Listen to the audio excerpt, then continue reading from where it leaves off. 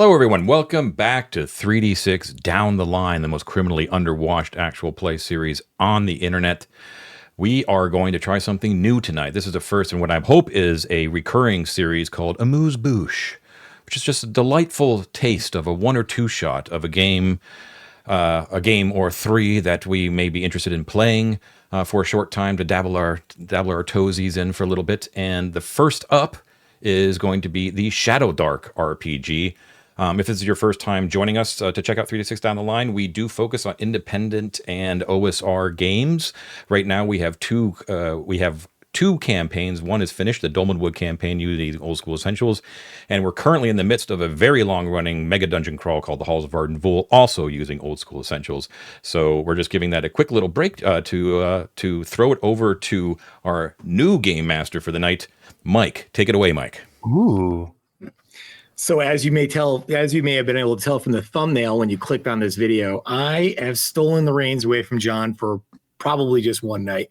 Thanks guys for bearing with me and letting me run this for you. I thought tonight it would be cool if we played one of the mini adventures that Arcane Library, Kelsey Dionne has written. It's a really cool little pack of 4 little adventures that you can get for like $10. I've actually ordered them twice because I lost them both times. So we're going to just play one called the Wavestone Monolith tonight. I went ahead and made everyone some pre-rolled characters. You guys should all have those. I think we have, does everyone want to introduce their characters really quick? John? Sure. I'm playing Bagmolk. He is a half-orc 3rd level fighter. I'll go next. Go around the horn. Who's next? I don't know the horn order, to be honest, but David, hello. I am playing Pickles Brinewater, the 3rd level halfling thief. Nice. I'll go next. I'm Matt, everybody. Tonight I'll be playing an elf wizard named Eveline Sourleaf. But to make everybody feel more comfortable, Mike, you especially, I shall be cosplaying briefly as one of the top 10 clerics in the land, Lothar, with his artificial eye and my That's Face of awesome. Odin t-shirt. Whoa. Oh, you came dressed for the other game. This is nice. I love that he's cosplaying my character in the other campaign. That's fantastic. Yes, this is so you will not kill. Yeah, All right. Well, sounds like blatant good bribery, yeah. misery. I won't kill anyone, Matt. That's not my job. Ted, That's who my are you playing? job to die. Hi, everybody. I'm Ted, and tonight I'll be playing Eston Trueholm, human priest of Madeira the Covenant. Cool. All right, thanks, guys. And then, so just real quick, I mean, for those that might not have heard of Shadowdark or had a chance to play it before, neither have we, to be honest with you. I have only run it a couple of times for my kids.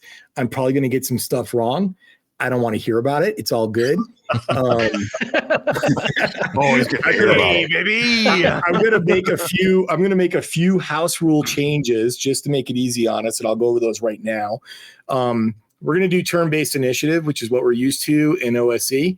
I also think it makes more sense when we're playing like remote like this because, you know, the rules is written as, you know, go around clockwise, but I can't tell who's clockwise. So we'll just do turn-based initiative. We'll just base it off of a D20 though. And you guys can pick one person with the highest X modifier, roll it, and then whoever goes, and then, you know, I'll roll the same, and we'll just do it that way. The other thing is as far as light tracking, Shadowdark does this really cool thing where they actually just set a real life timer for their torches, and when an hour is up, the torch goes out. I love it. It's really fun. It kind of keeps players going. But it's a little bit too much for me to juggle tonight. So I'm just going to do turn-based torches. Your torches are going to last 6 units of measurement, and that's going to be the next thing that we're going to talk about. Shadowdark does this thing where they actually call everyone's turn a turn, but then when everyone's turn is over, it's a round, right? Which is kind of the exact opposite of what we've been doing in OSE. So we're not going to get too bogged down in that. And we're probably just going to call rounds, and turns like we always do. So torches will last 6 turns. When that turn is up, we're just going to move on. Okay. And that's it for house rules. But then for people that might be new to Shadowdark, it's this really cool, like morph or like combination of like modern game styles like 5e, which is where I think Kelsey Dionne got her like background, right? And more of an OSR feel to it. So it's been described as a really good transition between those two game styles. Let's see if we agree after tonight. So that being said, let's get right into it. So we're playing the Wavestone Monolith. I'm going to kind of hand wave why we're there and everything like that. 2 days ago, you guys were in a village at the edge of this like really dark, scary jungle, and you bought a map from a guy in a bar that says that there is some sort of treasure 2 days out into the jungle around a waterfall, and that's all you know.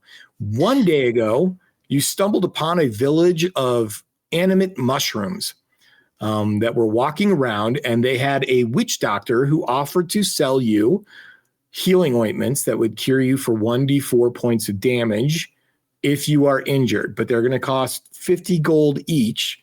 Does anyone have treasure on their character sheet and want to buy one now? Also, this is your last chance to tell me if there's any gear that you're dying to have that you don't have on your pre-made characters. I'll buy one. I would like to buy more torches. How many torches do you have? 2. Okay. You can buy more torches. Just keep in mind that it is a slot-based encumbrance system. Yep. I believe that you can have 3 torches in a slot. Oh, it's 1 per slot on this character sheet you sent. Oh, okay. So how many more are you going to buy, Ted? I'll buy. How many torches do other people have? I have 3 torches. 2 for what it's worth. I have 2 and the ability to cast light infinitely possible. Well, that is kind of cool. In fact, I'll we buy have a 2 sufficient amount of then, torches. Mike. Oh yeah. What is this thing? Okay. A potion of healing? So think of it more as a salve, John. It comes in like a wooden canister with like a leaf wrapping on top, and it's like a brown ointment that you smear on wounds. It will only work on physical damage kind of thing, like if you're hit by a weapon or something like that. How much does it heal? It does 1d4. And how much does it cost? 50? 50. Okay, I'll buy one of those. Okay. So I Put might want mushroom goo on your character sheet. Nice. I have a question. So I would like to buy some rope. I don't have any rope, and rope's great. Question about my inventory, though. So I'm very low strength. I have an 8 strength, and some of my inventory slots are marked with X's. Does that mean that they're not available to me? So I can't. I believe that is true. Okay, then I'm full. Oh. So if anybody else would like to maybe carry some rope, if they have an empty slot, I know an elf that'd be very grateful. I do have 60 feet of rope, so you know. I do too. Oh, you I have 3 some. Okay. torches.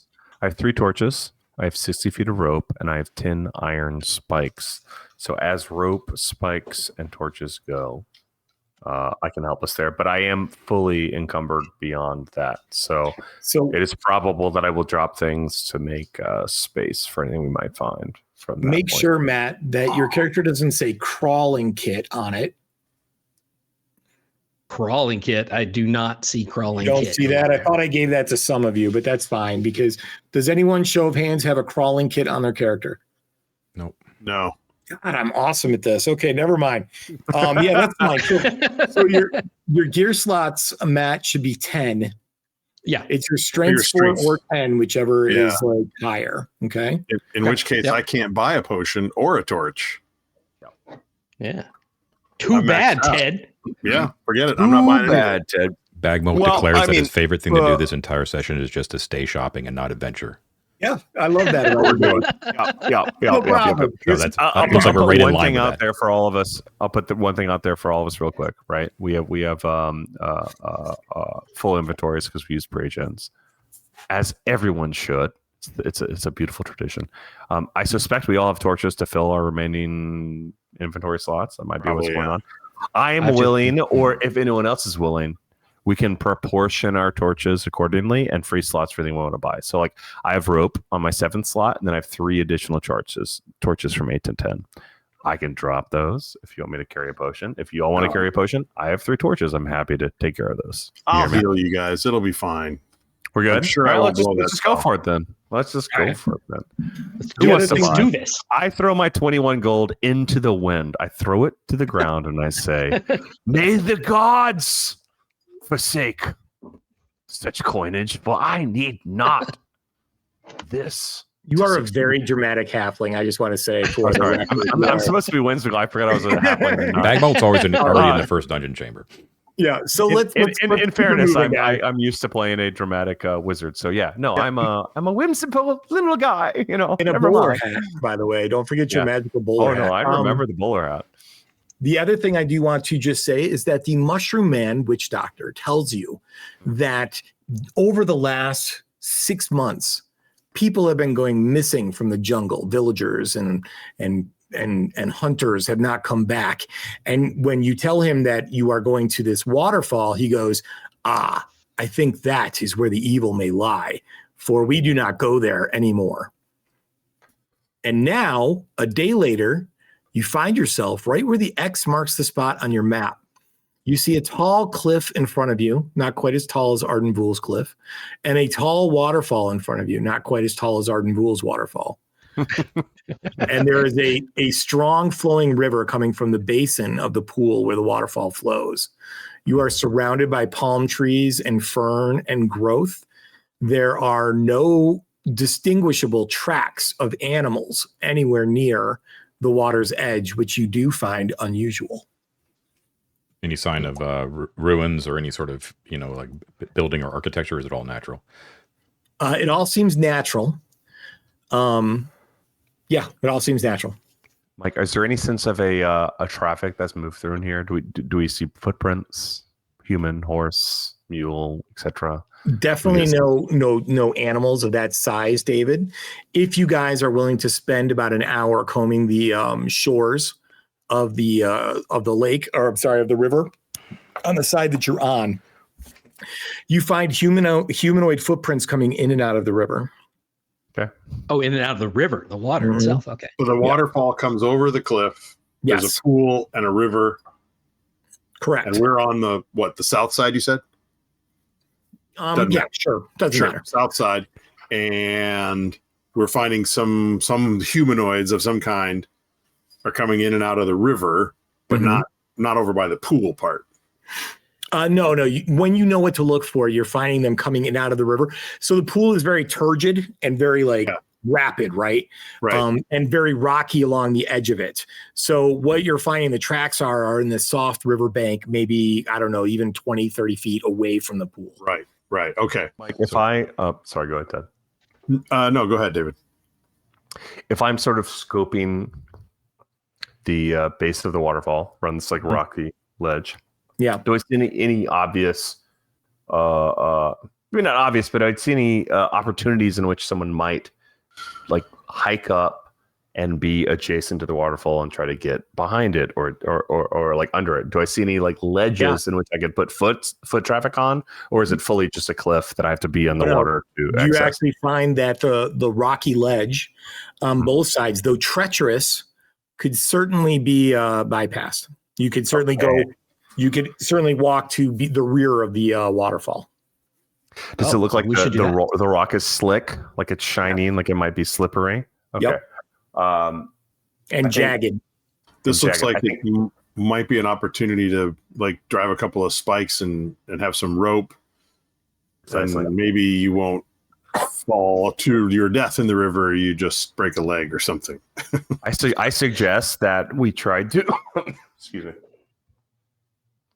I suggest that we try to create like a stable path for all of us. So whether that be one of us wayfinding through and sticking in, like you said, Ted, or creating some sort of stability there. I think a rope attached to two of us would be a good start.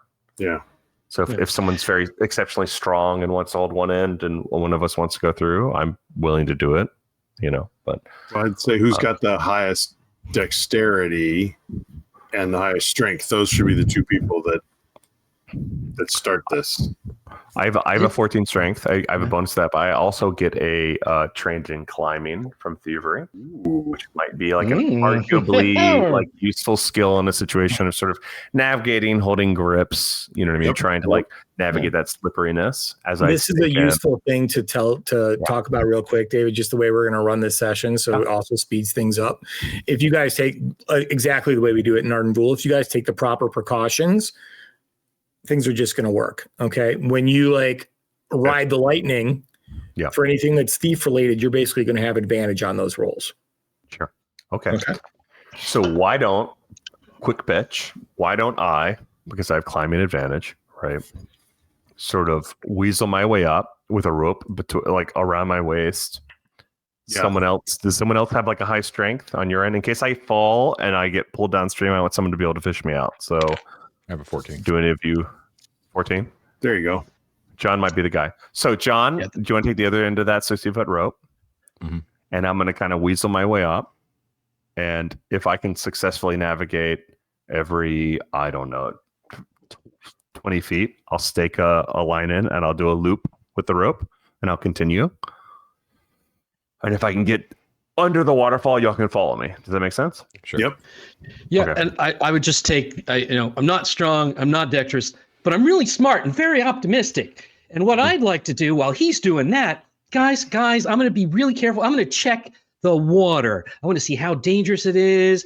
I'm going to poke around with my staff because you know what? That's the kind of helpful elf I am. And then Mike, I think I will watch the tree line and downriver and make sure nobody sneaks up on us. Okay. David, go ahead and make a DC 12 dex check with advantage just to make sure that you can go by those rocks. Love it. 1 second.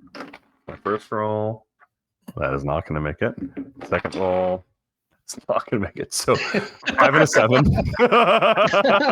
Okay. However, the rope is going to prevent you from taking any damage, but you do go for a little bit of a swim. Sure. Interestingly enough, when you go into the swim, and Eveline sees this as well, when she watches your body go into the river and you go down, her eyes are drawn to it, and you both see at the same time that on the floor of the riverbed, with its arms upraised like this, is a stone statue of a woman. You see something glinting around her neck and waggling in the current. Well, I'm obviously going to swim down. Waggle is good. Waggle, we like a waggle. Nothing like a fishing lure for David. So you swim, you swim down. They're all wondering what you're doing as you're swimming down away from them. And what you do is you see that the statue, though humanoid, and wearing some sort of ornate robes that have been worn smooth by the rushing water, you see that the face has like a blank wooden mask over it. But around the mouth area, you see a series of stone tentacles coming down from underneath the mask. What you see that's glinting, what you see that's glinting is a mithril chain around her neck and a malachite jade nautilus pendant. Malachite and jade nautilus pendant around her neck. That's pretty cool. Well, if I'm capable, I'm going to grab a hand upon her shoulder so I have like a stable sort of a grip. I'm not floating away. I can roll for that if you'd like. No. I'd like to take a grip up on the necklace first, fish it off, pocket it, and then I try to remove the mask as well if possible. Okay. The mask is worm-eaten and is like soft to your touch and slimy. And when you pull it off, you see that there is a face underneath it. The tentacles come down, 4 tentacles like this come down. The head is elongated and bald, and the eyes are like these extra large with no features to them and no nose. So the tentacles are, just to clarify, a feature of the statue, not Correct. of the mask. Correct. Perfect. Okay. And the eyes are alien, for lack of a better word. Yes. Right. So I'm not seeing a humanoid face. No. All right. Would I might feel a Lovecraftian vibe from this one, might say. I think that's probably a pretty good bet right there. Because I'm holding my breath, presumably because I'm underwater. So I just want to do I don't want to cheese this. A quick glance. Do I see any other notable features? A third eye, anything on the face beyond tentacles, big eyes? No. Okay. No, and to be honest with you, the water has worn so many of the features away that although you could see that the robes were at one point probably very decorative, most of the traces have been kind of worn smooth. Mike, does I'm going to the, surface with those. does the mask, like, was the mask, does it have the look of having been part of the statue, or like someone else added it to hide the features of this hideous thing? You don't know what the motivation would be, Ted, but you know that the mask has been on the statue for a very long time. Right. Just because the wood is rotting and slimy and worm eaten. Right. I'm just thinking of, like, for example, in in the Lord of the Rings movies, there's that scene where there's the head of the Numenorian king there on the ground, and the orcs have put all the iron around it, kind of thing. Are we getting that kind of a vibe of someone tried to deface this by putting this wooden mask on? It doesn't seem defaced. It doesn't seem defaced. Okay. It seems like it's there stylistically. Yeah. Or at some point, maybe someone who was afraid of it wanted to cover its eyes. You don't know. Right. You don't know the motivation. When I surface, Mike. Yeah. If I look on the reverse side of the mask, do I see anything? Or let's say, can I get to shore safely? Okay, so I fish myself in. When I hit land, I just want to, before we progress, I want to look on the inside of the mask, see if there's any sort of writing I didn't see on the outside of it. Is there? No, there is not. Nothing there. I'll pocket it. I'm not going to put it on. It's very David thing to do, but I'm not going to do it. Not this early, maybe. The necklace I'm going to just throw on, though. I will pop that on. Do I feel any different? Nope, you don't feel any different.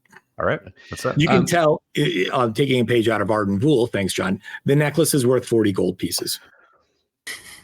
So it's fancy. I hide it under my shirt and don't let anyone see it. Great. So how far below the surface of the water was this, Mike? Is this like... So the river itself is about 20 feet deep, and the statue is probably about 6 or 7 feet tall. Okay, so it's humanish size. Okay. Yeah. Can I, if I stick my head underwater just to watch and see what's going on, can I see if there's anything like around the base of the statue? Are there any bones, any dead guys, any other treasure, any other glinty things? White sand.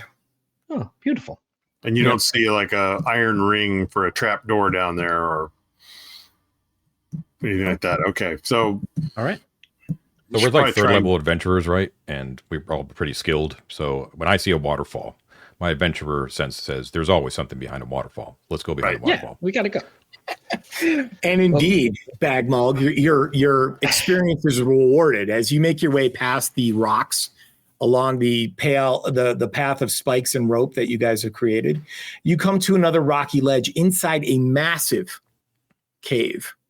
The cave would be dark normally. However, there is purple lichen and moss growing all over the stalactites of the ceiling, which disappear up into the darkness.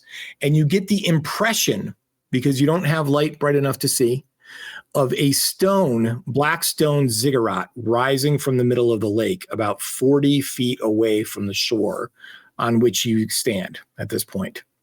There are small boulders between you and the ziggurat. The ziggurat rises. It rises from the lapping water 40 feet from the shore. It's 5 tiers tall. Each tier is about 10 feet tall.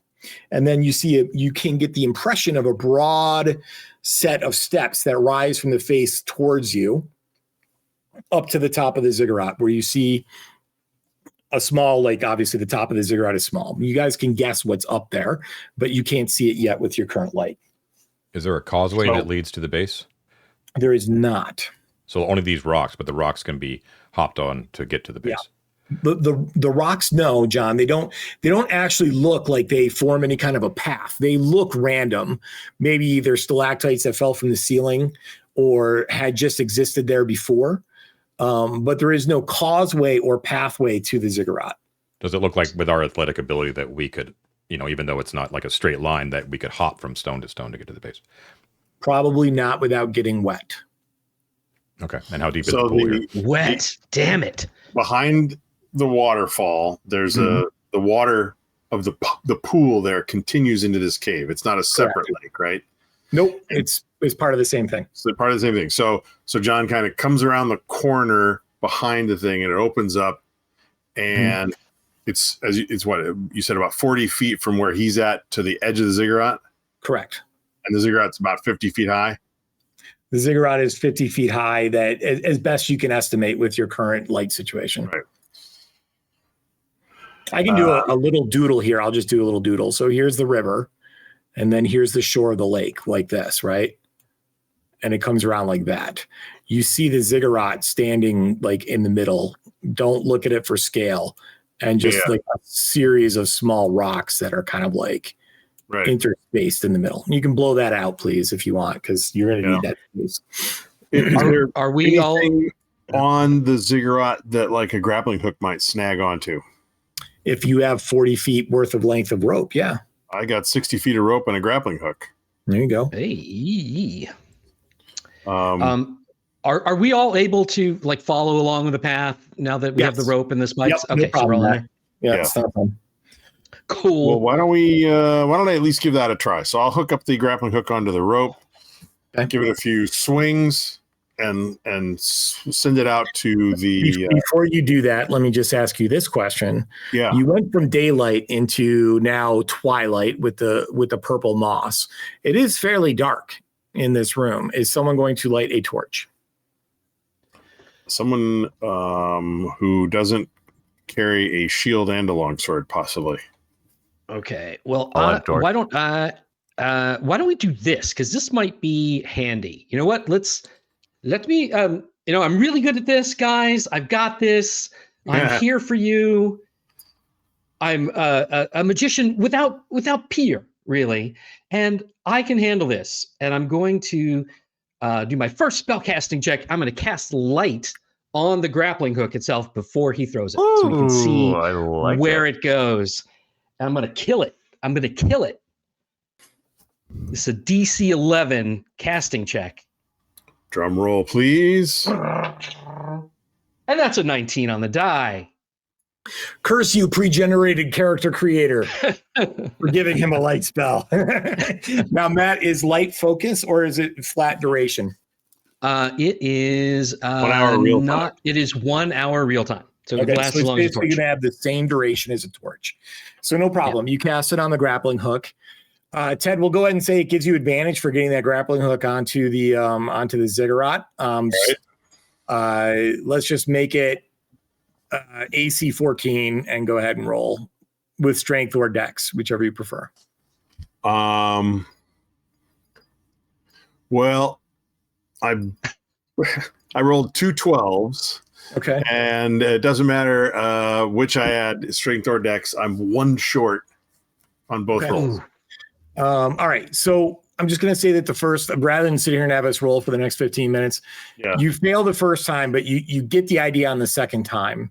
Okay. And you go ahead and make it. However, the failure is not really a failure, because as you're dragging that grappling hook back through the water with the light spell on it, you realize that the water is maybe about 5 or 6 feet deep at most. Yeah. But more concerning than that, floating in the water is an elongated white shape. You only see like 2 white humps floating in the water. One is maybe just a few inches long. And directly behind it is a rounded back that looks like it's maybe about 2 or 3 feet long. Just a gentle manatee. Alabaster white. And it seems to be following your grappling hook as it's dragged through the water. Right back to you. Yeah. All right. Well, I'm going to drag it a little faster because I don't want to lose it. And speaking of not wanting to lose things, I might cast my next spell, which is Mage Armor, as these white lumps come up to us. Come on, baby. Okay, well, that's a 3. Oh, that's the end of that spell. So that one's not good. That's fine. You know, I have means. Mage Armor for the week. Yeah, no problem. It's fine. Does that mean you have a mishap, or is that only if you roll? No, it's only if you roll in that one. Okay. It's fine. Oh, I see. Yeah. Okay. So I'm reeling the grappling hook back in, trying to not lose it to whatever's out there. Yeah. And is it like swimming behind the grappling hook, coming right towards me? It is, but almost sedately, not aggressively. There's no great mystery here, Ted. When you get the grappling hook close to you, you realize that a large white and it looks blind crocodile seems to be following the grappling hook back towards you, either by the light or it's attracted by the movement. You're not sure which. Okay. Here's what I suggest. I think we make a distraction where one of us is like pounding the pond, for lack of better, like way over yonder. Here, right? Yeah. While either we try to traverse via grappling hook or hopping on these like interstitial, sort of like features to get to the ziggurat. Does that make sense to you guys? Maybe, and maybe like instead of a panicked like splashy swim, we do a gentle wave, wash to keep the vibrations down. And just to clarify, these interstitial features, we have a ziggurat, and then we have like stalagmites, stalactites. Are they coming from below or? So those are actually which are the things that dangle from the ceiling? Stalactites. Okay, so there are no stalagmites that you can see. These are basically just think of them as boulders, David. They're probably stalactites that fell off the ceiling, and since the water is only 5 feet deep, are sticking out far enough to give you footing. If you have some sort of way to kind of hold on to something as you go. So what I was proposing is if I could get the grappling hook hooked, then I can kind of position it like so to hit the maximum number of rocks, spike it at the other end, right, at our end, and then you can kind of hold on to it and more easily jump from rock to rock, or, if you have to swim briefly, you can get out again. If not the most chaotic solution is the right solution, if theoretically we wanted to hopscotch across these, Mike, is that a possibility? If I were to jump, whatever, like hit each of these, or is that not even? Yeah, too far to cross. Not without the aid of a rope, right? Okay. Not without the aid of the rope.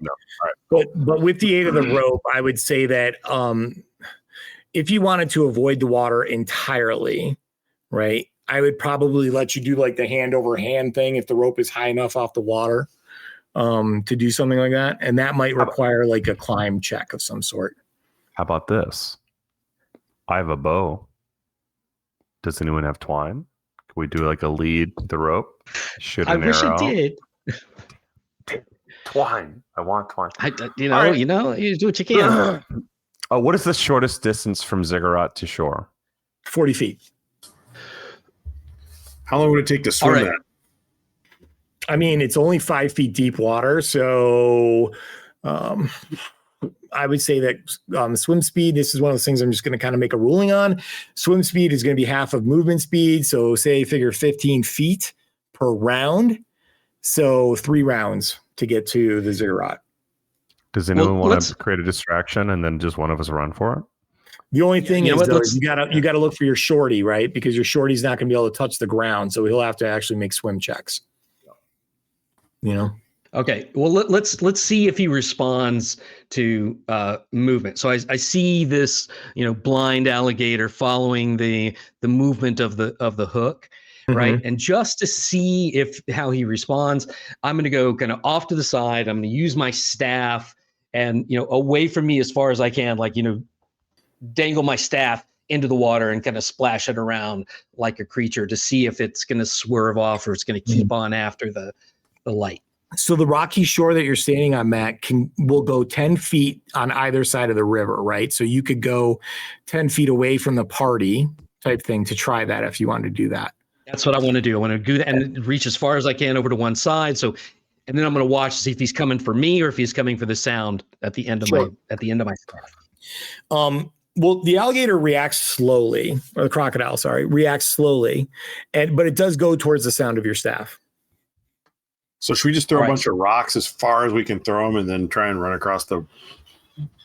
get across that way? Yes. We could also just shoot bows at them. But yeah. So I'll just start hucking rocks as far away as I can get them. Okay. And as it swims off, we give it a round, I guess, to head off that way. I'll keep throwing them to attract. Have you already done the rope at this point? The rope? Bridge thing? Okay. Yeah. All right. Why don't we go ahead and just do this? That works, Ted. It drifts off into the darkness. You don't know where it is now. Okay. Are you guys going to cross? Who's crossing first? I'll go. I'm going to go wait first. till last, and I'm going to have my short bow at the ready to shoot if I see the crocodile emerge in my vision again. I'll go first, and then I can defend the beachhead once I arrive. I don't mind going second, wishing the whole time that I had mage armor on. Okay. So just to be clear, since the light spell is on the grappling hook, this is not prohibitive. I'm just letting you guys know your situation. Okay. Yeah. The grappling hook is on the ziggurat. Yeah. The rest of the cave is frankly too dark to reliably do anything without any other light. Okay. So whoever is left on shore, because it's a 30-foot radius, like you are going to be a good 15 to 20 feet in the darkness.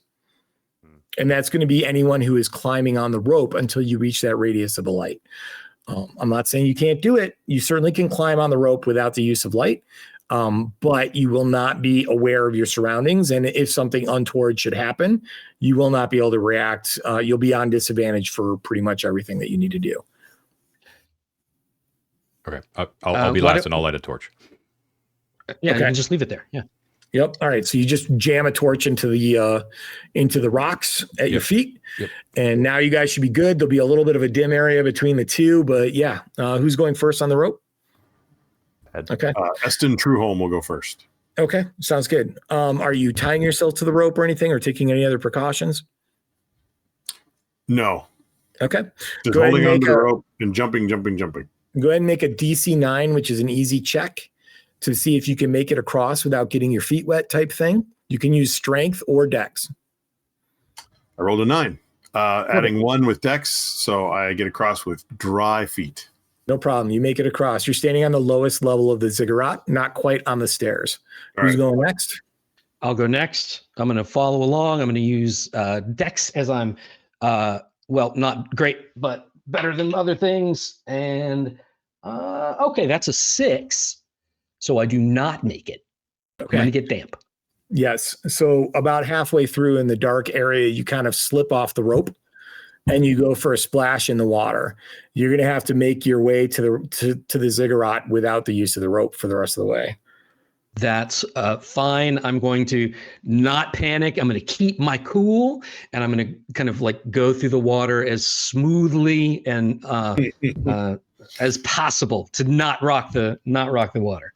While Okay. this is happening, I am at the ready with my short bow aimed at the direction that I thought the crocodile disappeared. Gotcha. Okay. All right. Who's going next? Thank John. I guess it's me. Okay. Just make a DC 9 out of strength or dex check, John. Okay. Strength. I did not make it. Okay. You go plummeting in right next to the elf. Okay, so Hi. my bow is very much drawn, and I'm about to shoot an arrow. So Okay. let me know when I see him. All right.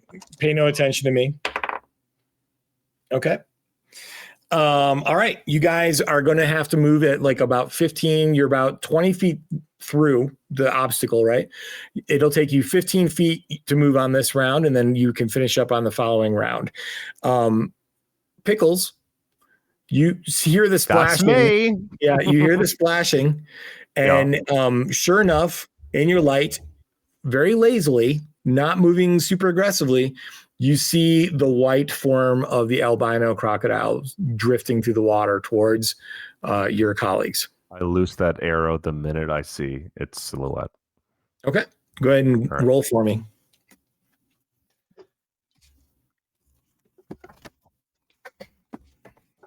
It's a 12 plus 2. That's a 14 to hit. Oh, that's a hit. Go ahead and roll your All right. damage.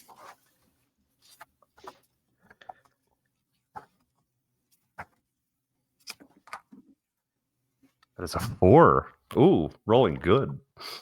Okay. The A meaty D4, I hit a thunk 4. hits the hide of the crocodile, who had been very sedate as it drifted around in the water, and now it is no longer sedate. You hear a roar. Thank you, David. You hear a roar in the water, and you see like a stream of blood leaking from the monster. Oh. And now it is swimming very aggressively towards the splashing sounds.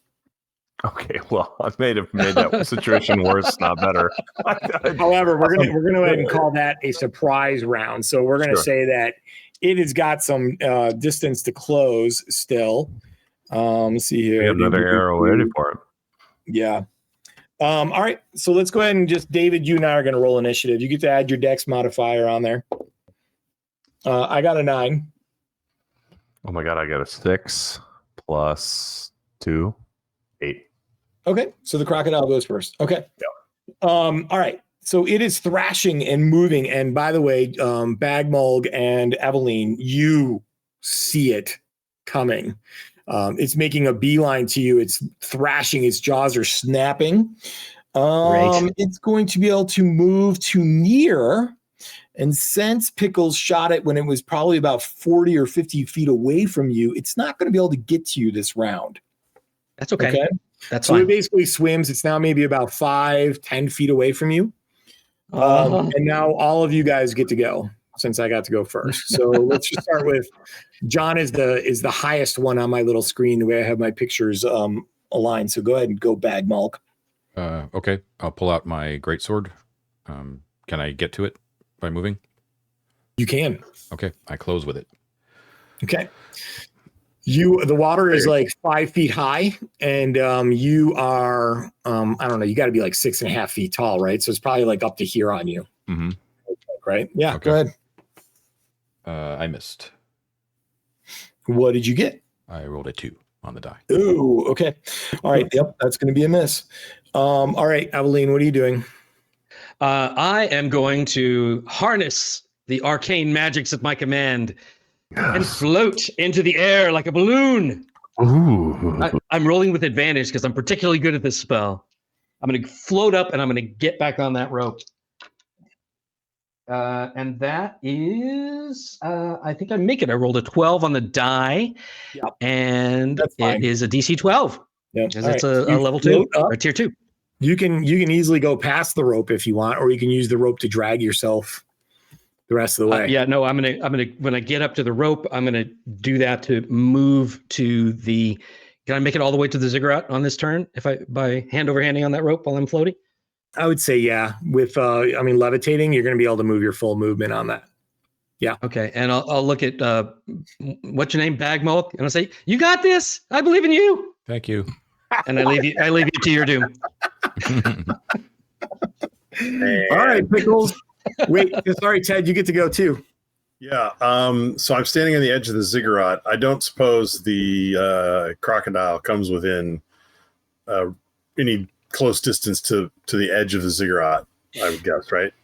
He's out in the water. Yeah, he's in the water. Just picture John and Bagmulg and the crocodile being at that halfway point between the shore and the ziggurat. So watching the crocodile, would I say, yep, it's definitely blind? Like, can I see its little eyes are all white and milky or something? Or it's like one of those cave animals, right? So you're sure it's probably adapted to its environment, but light does not seem to hinder it in any way, shape, or form. All right, I'm going to attempt to, in that case, deafen it in case it's listening for John. So that is a DC 12 spell. I roll What's the range? Near. Near is 30 feet. 30 feet. Yeah, no problem. So I'm going to, hold out my hand and make a little holy, symbol thing and speak a word of divine power to, I'm afraid, do diddly / squat. Oh, we're awesome. Stop the presses. This is an adventure. Because the thing that I forgot to do, could everybody roll me a 6-sided and tell me if you roll 4, 5, or 6? Oh, I rolled a 6. I rolled a 5. I also rolled a 5. Okay. Everyone who got that 4, 5, or 6 gets a luck token. Oh, I got a luck token. Oh, okay. I should have done that at the top of the session. John, you wouldn't have gotten one anyway, so it wouldn't have mattered. But basically, that lets you do one reroll. Why does John not get a luck token? Because he didn't. I wasn't giving them to everybody. It was going to be a 50-50 shot on whether your character started with a luck token. Interesting. Oh, okay. And what did you roll, John? He's making John won't remember this. I rolled a 3. Okay. All right. So what you're saying is I could use my luck token for another roll on the deafen spell. Mm-hmm. I think it's worth it to try and save John from certain consumption. You should. I'm gonna try that spell again. And that's a much better result. I rolled a 17 with a +4. So thunderously, divine power renders the crocodile utterly deaf. Sweet. Poor Helen Keller crocodile. Getting stopped. Oh, man. All right. Matt, you already did your thing. David, go ahead. Yeah. Ableist streamers kill crocodile. Poor victim. I'm going to shoot an arrow at this crocodile. You ready? All right. Yeah, here it I'm comes. ready. Are you ready? It's a nat 20. I am rolling like fire tonight. Wow. All right, so that's a 20. I actually don't remember what nat 20s do in combat. I don't either. Crit. On a bow you attack, automatically hit, and it's a critical hit. which means full damage. Just go double damage. Come on, David. All right. I'll roll it. We'll double. Are you ready? All right, cool. All right. I rolled a 1, so I did 2 damage, motherfuckers. That's all right. Are you adding your dex bonus onto your bow? I did not just now, so it'd be 4 damage. Sorry. Okay. I looked it up on a there. critical hit. When you roll a natural 20 for a weapon, double the damage dice for the attack. All right, there we go. That's what we did. So 4 So damage. you rolled a 1, you double that, it's 2, and then you get 3, so 5 points. Nice. Right? I have a +2 to dex, so it would be a 4. Okay. Yeah. All right. Wait. That's my turn. All right. The crocodile is completely stunned and unable to detect John. He can still attack. We'll just say it has disadvantage. Yeah, that's better than nothing. Good luck, John. Oh, I rolled a 9 and a 1. That'll do so I have to take that 1. That'll be a big miss. Okay. John, you're up. What are you going to do? Are you going to stay in combat or are you going to flee? So it can still target me, right? But just with disadvantage. Yeah, I'm going to give it the same thing as like what you guys get when you're when you're in a dark room. You can still attack, but you do it with disadvantage. What happens if I retreat? There's no, you can just retreat. You don't have to worry about it. There's no AOO or they get a bonus or something like that. No. And I'm the only one in combat, right? You're the only one in combat. All right. I Although run David is away on the towards far side of the lake. I run away towards the ziggurat. Okay. No problem. But you can actually probably just reach up and grab that rope because you're so tall. Mm-hmm. So you could probably just kind of hand over hand and get to the ziggurat on your turn. Mm-hmm. Now, 3 of you are on the ziggurat, and David is still on the other side of the lake with a very angry crocodile between him and it. What's the duration on your deafen? Great question, and it is focus. So you have to maintain it for next turn. Okay. Okay. All right. So that was the crocodile's turn. Then John went. So Ted, go ahead and make your if you're going to maintain it, go ahead and make your check. So quick rules question here. So I know if I whiff a spell when I'm casting it, I lose the spell. Does the same thing happen if you whiff a focus? I believe it does. It does. I looked it up. Yeah. Okay. Then I think I'd be better off having this spell later than risking it now. So I'm going to let that focus go. Okay. I can just keep plinking arrows at this thing. So Yeah. Yeah. It did what it was meant to do, which was to give John time to get away. So Precisely. total success. I let the spell go, Mike. Okay. Yeah. And, David, is that the plan? Just to keep plinking at it? We're literally just going to keep shooting arrows. Matt, what are you doing? Eveline will cheer on. I'm going to go tuck in that kid, but she's going to drop focus on levitate as soon as she's over ground over by the ziggurat. All right. And then we can kill a guy, and I'll tuck that kid in and be right back. Okay, I'm going to basically just kind of hand wave the rest of the combat so we don't sit here and watch David just shoot at it, because eventually David, especially doing an average of like 4 or 5 points a turn, it'll take you 4 turns to do it unless anyone else is going to assist you and make it go faster. But eventually it's a dead crocodile. Love it. This is actually a good point to take our first break, if that's cool with you, Mike. Yeah, man. I was going to suggest that as well. All right. Yep. Let's do it. Okay. Cool. See you guys back here. All right. We will be back in just a minute. Okay. We're back. Bladder's empty. Beer's full. All right. Hey, David, just one thing I want to wrap up on that. We'll just hand wave that fact that you kill that crocodile. But why don't you go ahead and roll me like 2d4 to see how many arrows it takes for you to do Love it. that. Okay, so that is a 4 and a 3. 7 arrows. Sounds good. Just mark those off because that might matter later on. There's no store here to buy more arrows. All right, so you guys are standing at the lowest level of the ziggurat at this point. David, you make it across. With your advantage on climbing, I'm not going to even worry about it. And you're standing on the lowest level of the ziggurat. The broad stairs are slightly different stone than the rest of the ziggurat. The ziggurat is made of black, rough stone, inset with like lots of shells that aren't necessarily from aquatic animals here in the jungle. Some of them obviously look like they might have come from an ocean somewhere, right? But they're set decoratively up along the sides of the ziggurat. The broad stairs are also black, but like a shiny black, almost obsidian stone that makes its way up to the top of the ziggurat, which now, in the light of your torch, you can see has that the top part of the ziggurat is almost like a little house, kind of like the pyramid at like Arden Gulrig or whatever, with like a doorway in it. And around that doorway are set an even more ornate system of like, decorative shells. I'm going to, since that grappling hook has a light spell on it. Oh, by the way, we're going to count that combat as having been 4 turns of what they count. No, like we'll just say that between getting everyone across, right? There's 4 of you. We're going to say that it's almost going to be out, Matt. It's going to be like five turns on that thing. Okay. Okay. I'm retrieving it anyway. We can leave the rope there for getting out again. Okay. But I'm taking the grappling hook. Okay. Are you going to secure the ropes in some other way so that you can get back? We have spikes. Yeah, I guess I'll.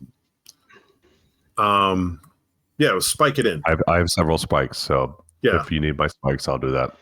We'll spike. I have spikes. I don't know how many I have, but it's fine. We have spikes. Should we spike the rope. I also down. have spikes. Yeah, we're good. So I'll take the grappling hook and use it for light until it runs out. Should we just go up the stairs? Yeah. Well, I want to do one thing first, right? Obviously, like the stairs seem to be the way up, but while he's like hammering in, I just want to walk around the base. I want to look and see if there's like any of these shell patterns that are like out of whack, or I want to see if there's another kind of secret way in where all the cool kids go. Cool. While all the dorks walk up the stairs. Okay. What are you doing for a light source? Because as soon as you turn the corner on the ziggurat, assuming the grappling hook is staying where whoever's hammering in the spike is, you'll be in the dark. I'm going to save my arcane might and spark a torch. I have one. Okay. So you have a torch. Now, here's the deal with that, with the way we're going to do that, okay? Because tracking multiple light sources, never mind. I'm not going to even worry about it. We're good. So torch, round 1. Okay. All right. Matt, you walk around the perimeter of the ziggurat, and it is much the same on all sides. You can't really see all the way to the edge of the cliff that surrounds the ziggurat, but you hear the lapping of the water, and in the dull, like purplish glow of the lichen and stuff like that, you get impression of pretty much the same kind of thing that you've already seen. The ziggurat itself in your torchlight, same thing. Shell set into a pattern. Nothing really calls you to your attention as like another thing, except when you get on the eastern side of the ziggurat, maybe about halfway down from north to south, you see that the water pattern at the ziggurat changes. Like as opposed to just lapping gently against the ziggurat, it almost seems like there might be some sort of inflow in and out of the ziggurat, almost like you're watching the water kind of go through some sort of like passageway underneath it. Okay. Can I, if I hold the torch out over the water and kind of look down, peek around the corner? First of all, do I see any eye shine? Because I know if like there are amphibians out in the water, they're gonna have their eyes like above the water. Yeah, no, you don't see any other eye shine. Okay. You do see shapes starting in the water. You're not really sure what. Again, this water is only maybe about 5 to 10 feet deep in most places, right? Okay. And on that level, you see basically it's very hard because if you ever hold a torch over the water, it's kind of hard to not just see the reflection of the torch. But you get the impression that there is a dark entryway into the side of the ziggurat from underneath the water. Okay. I'll make my way back around. I'm going to make my way back around the front and tell everybody. Okay. I'll say, it sounds like we have a way in, brothers. Tie a rope around my waist, and I shall forge ahead for the lot of us. Perhaps we should tie a couple knots along the length of this 60-foot rope so that we have grips to hold them. What I'm hearing here is there's a door up there, but you'd rather swim underwater into the darkness. Like a cool kid. Door for chumps. Cavern for cool kids. Cool. Matt understands. This is a very clear situation. Are you punk rock? Or are you dad rock? That's what I want to know, Ted. Yacht rock. I'm a local cleric. I think I'm dad rock for sure. Well, what do you guys want to do? I mean, I've stated my desire, but you don't have to pursue after me. We can do the top door. Go in. I mean, if you want to just jump in there and find out what it is, that's great. But like, it could very easily be, spinning blades or, the water going in and out is some sort of enormous monster is filtering people through its gills. I mean, that's cool. Let's do it. Let's do it. Thank you, John. Shut up. And I reiterate. I tie the rope around my waist and I make a couple knots for the knee borders behind me. Where this is sort of like a lake family vacation situation. Yeah. We're on the lake. We're having some. I am going to say that at the point that you guys finish these preparations, the light spell expires. Okay. Which is early torch now. Yeah. Right. So you have the torch. The torch won't work underwater. It's dark down there. What are we going to do? So what's your name, Fuzzbucket? I can't remember. What's your name? Fuzzbucket's close. Let me get in character. My name is Pickles Brinewater of the Brinewater family. Do you not understand that we are the most prodigious of brewers Mike, in all of the Shadowdark lands? Mike, can I murder the rest of the player characters? Just all the audience, into the water. Yeah. I'm just looking to see what you have. I want to cast light on something that you're carrying, so you can see what you're doing down there. Cast light on my bowler hat because it's really obnoxious. All right, I'm gonna do a casting check to cast light on your stupid hat. Okay. I do not have advantage on this. So here we go. I'm going to do this purple David, I'm going to hand wave that you have little ties on your bowler hat so you can pull the little bow underneath your chin. That was an 18 on the die. So okay, perfect. So now your magical bowler hat is glowing magically. So off you go into the darkness. You splash down. You start to swim down this tunnel. After about 20 feet, are you going that far? There's no stopping, baby. It's we'll only keep feeding him rope as long as he wants to go. You run into a wrought iron, loose, fairly large, but not big enough for you. Grate. Okay. Do I encounter any sense that there's rust or bend or brittle nature to these bars? I mean, you don't have to sense it. You have a light source with you that works underwater. So you are looking through it. Now, you see on the other side of the water, you see a series of kind of dark wiggling shapes that seem very attracted to your light. Sure. They don't seem like they're going to have any problem swimming through the wrought iron grate themselves, which is what they're doing right now. They're going to pull back chum. Right. So before I devour you in the underwater chasm here, I'll tell you, that's rusty, but it's not weakened by rust. It seems like it's very well made.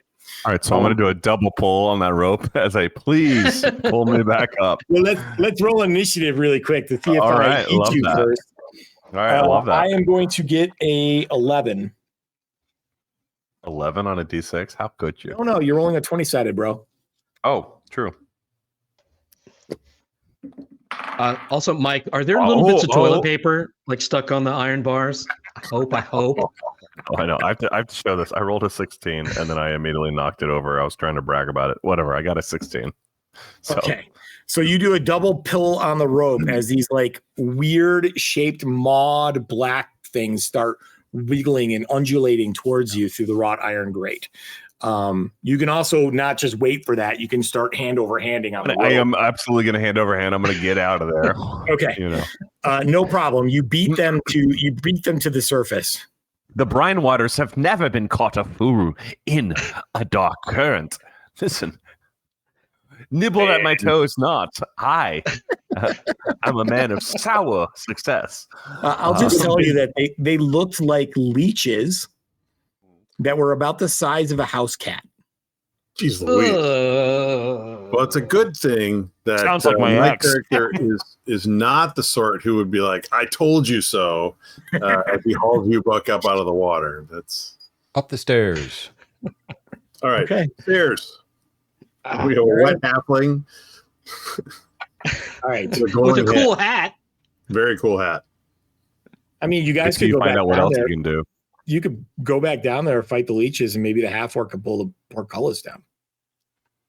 Yeah. Or we could go up the staircase. Half-orc is halfway up the stairs. You go up the stairs. You get to the top of the pyramid, and you are once again accosted with what I described already, which is the top of the ziggurat is like I don't know, like maybe 20 by 20 kind of like square like construction at the top with a gaping doorway at the top surrounded by the shells. And looking down, but without going in, because I know you guys are cautious, you see a staircase that descends straight down. That's what I expected. Anything on the walls inside? You see the same shell pattern, Matt. Okay. And purely a pattern, right? It's not like we don't look at it and go, gosh, that looks like pictograms or writing or something. It's just pretty shapes. Yeah, pretty shapes, however. But when you're looking at them that closely, Ted, you notice that two of the shells are shiny. The rest of them are all kind of dulled and blackened with age. But two of them, set maybe about arm's length apart from each other, are shiny. Aha, shiny, like I should rip that out of the wall and keep it shiny, or they're directly opposite each other and there's some sort of laser that's going to set off an alarm when I step between them. No, I'm sorry. I'm describing them badly. They're on the same section of wall, maybe about an arm length apart, not on the opposite sides of the door. Oh, okay. And no, it kind of looks like a brass railing that has seen a lot of hands. That's what I was wondering. Like if it seemed like something magical or just from use. Maybe that's what you want to do. You see, touch them at the same time or something. Why don't we touch? I'll touch them. Okay. When you touch them, are you putting pressure on them or no? I mean, I'll start by touching them and then pressing. If nothing happens, just touching them. Yeah, I guess I'll press them. Yeah. When you press them at the same time, you hear a mechanical click about 5-10 feet down the hallway, down the staircase in front of you. A good shine the torch down there. Can we see any change? You don't see any. Pick the halfling up and point him down. You don't see any change. I bet that locked the stairs. I bet we don't get to do a Goonie slide now. Yeah, no Goonie slide. Okay. Yeah. Okay. All right, let's go down. You would be correct, because when you're looking at those stairs, you can see that there is a rubbing mark on the wall where the stairs would move. Nice. So good job, guys. Cool. I'll shield up, sword out. I'll go first. I will descend into the darkness. But I would be grateful if the guy with the magic cool hat would be right behind me for light. I can do anything you need. I am Pickles Pridewater. Have you not heard of my family? We brew all across the land. etc. Okay. et cetera, et cetera. So Ted, we're going to start the mapping now. If you want to get to an area, so you're going to find yourself into a 50 by 50 room, perfectly square. You're going to be entering dead center into the middle of the southern wall. Hold on. Are we doing 5 50 foot by or 10 foot 50. squares, Mike? What's that, Matt 5 or foot, John? 5 foot or 10 foot Yes, square. yeah, we'll do the squares as 10 foot. 10-foot squares. Yeah. 50 by 50 room. Mm-hmm. Here, you know what I'll do? I'm just gonna. Just blow out that map on the bottom if you want, because it's not really That is a 50 by 50 ziggurat that I've just turned into a 50 by 50 room. perfect. Beautiful. Okay. And so we're entering from the center of the southern wall. Correct. And there is a door dead center on the western wall. And on the northern wall, in the far eastern corner, but on the northern wall, there is another door. Like so? Exactly. Perfect, Ted. Okay. The room that you walk into is silent, except for the sound of dripping water. The doors are made out of some sort of like hardwood that you're not familiar with, probably something from the jungle, banded with iron and swollen into their archways. There are puddles all over the floor. And writhing around in those puddles, you see some large gray tubular slug-like creatures that do not seem to be reacting at all to the light of your torch. And you know, there's like several of them, like 7 or 8. Are they Like, are they like recognize tubular, them like as horizontal, like snakes, or are they sort of like upright, like sea slugs sort of thing? More like a slug, John, but they're not anchored to the floor. They're actually writhing around and eating like the kind of like veg. I don't know, like not pond scum, right? Because that means light, but whatever is like gooey and on the floor, some sort of like mold or fungus. They seem to be eating that. And forgive me, Yeah. as you've Floor already odor, said I this, think but is the These aren't the leeches or They are not the leeches. These are much Okay. smaller than that. These are maybe about yay big, not house cat size. Gray. They have no eyes and they are not reacting to you at all. I'm sorry, Mike. Did you say how far down this room was? Yeah, so just a ways. It doesn't really go into specifically. It does if you guys had not hit the trap, then it would be, you know, it gives them specifications there. So it doesn't matter let's- like what story of the ziggurat we're on. Yeah, it doesn't really matter. Let's say it goes 40 feet down. Okay. okay. So how about before we go in, let's see what these things kind of respond to. I want to take one of my iron spikes and I'm just going to toss it kind of across the room near one that's kind of far away from us and just see if it responds to the motion and sound and stuff. Got it. It does not respond, Matt. Ted, you might want to move that whole map up a bit. You're going to want to be more or less in the center of the board, just so you know. Oh, okay. All right. We can do that.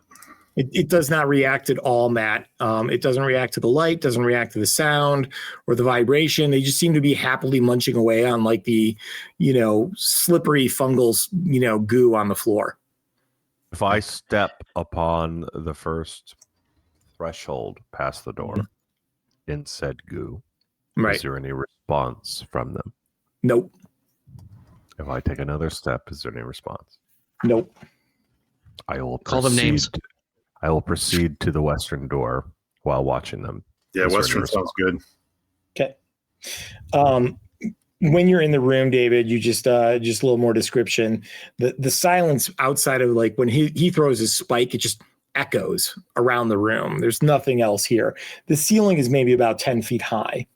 You see that there are a few glossy, horse-sized ammonite shells set into the walls. Again, something that would be unusual to find in a jungle far away from the ocean.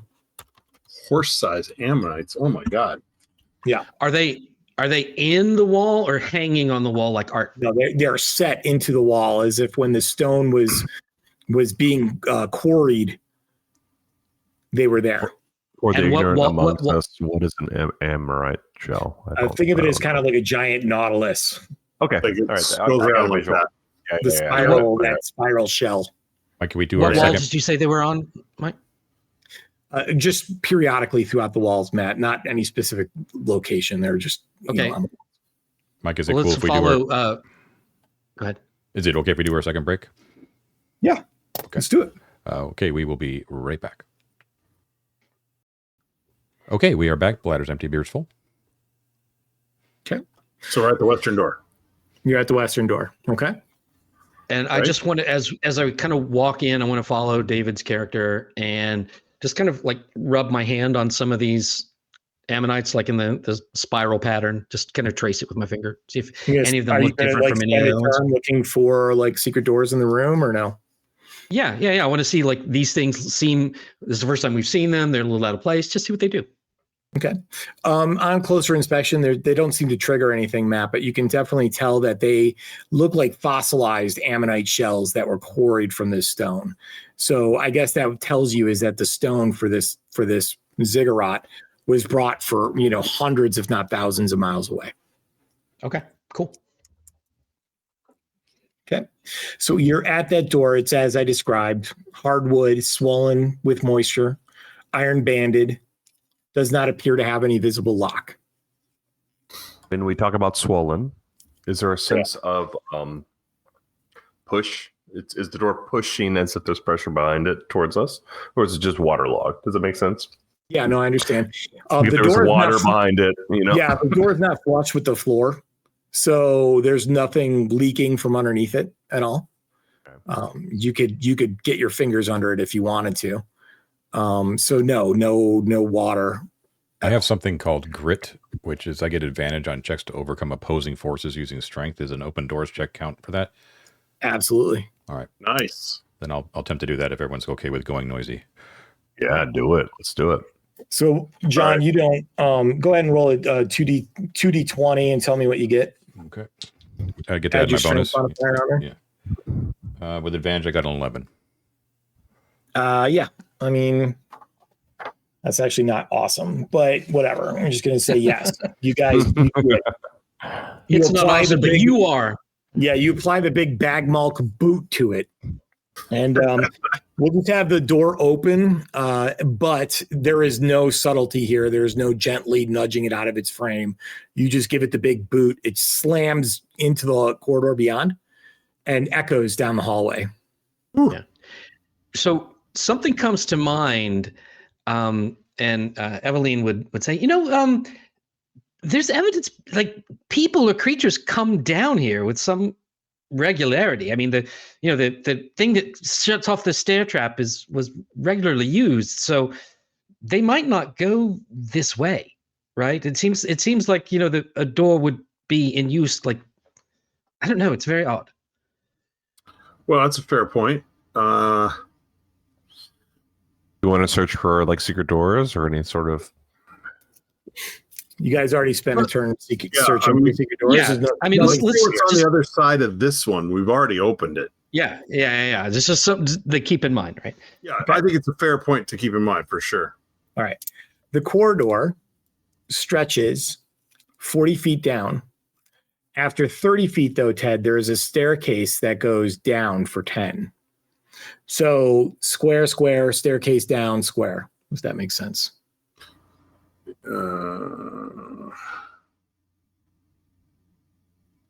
Almost. No. I think it just goes down. It goes down to the west. There's a staircase. Yeah, it goes directly to the west, Ted. The staircase down is to the west. Oh, I see what you're saying. Right. So yeah, so 2 squares, then a downward staircase, then there's a square at a T intersection right past that. Oh, T intersection. Yep. Right at the bottom of the stairs. That's fine. It's good. Oh, right at the bottom of the stairs. Yeah. Jesus. No, it's fine. I'm not as good at describing this as John is. You'd think I would be after a couple of years, but whatever. Oh my God, he's frustrated. Is it? He's got that face on. Oh, Dad. Does it look like the hallway's been traveled recently? Yeah, John, you would say that there's definitely scuff marks and that ubiquitous kind of like gross film on the floor.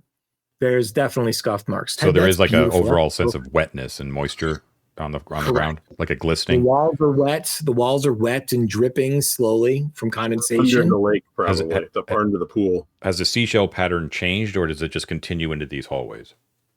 No, it definitely is not as thick here. You still see shells set in the wall, but not necessarily in a pattern. More like they were already present in the quarry, in the quarried stone. But yes, this hallway does not appear to be decorated in any way, shape, or form. So it's generally like the stone that they brought here, whoever did it, it was just, there were fossils in the stone, Yes. right? Naturally. And if there was a really dramatic one, like a horse-sized ammonite one, Yeah, they spent some time carving the stone around it so that it was more standy-outy. got Does it. that make sense? Yeah, Cool, yeah. actually. That's cool. I would worship that temple if I weren't already dedicated to Is there any Madeira, the Covenant. Is there any smell difference coming from the north or the south, or any light difference, any wind difference coming from either end? Well, you guys hear, despite the booming of the door to the hallway that leads to the north is silent and dark. The one that stretches to the south, you hear voices. Does anyone, what languages does everyone speak? Common, Marin, and Primordial. Okay, I have a good list. In addition to that, I have Draconic, Elvish, Orcish, hey Beckmo, Reptilian, and Sylvan. Okay. Anyone else speak Primordial? Okay. So when you get to that, I'm going to assume that you guys are being cautious and you're pausing at that intersection, correct? And not sticking your head around kind of it? Yeah. When you get to that intersection, Eston, that's you, right, Ted? Okay. You hear an argument happening in Primordial, and the voices sound like mud bubbling up from the earth. And what they're saying is, my meat, mine, my meat. I'll kill you and make you into meat. Meat, that's my meat. They don't sound overly friendly. They sound charming. In Primordial, does that sound like Basically. So, guys, But just so you know, an angry blibbity blue. if you didn't look it up, the Primordial is spoken by elder things and elementals.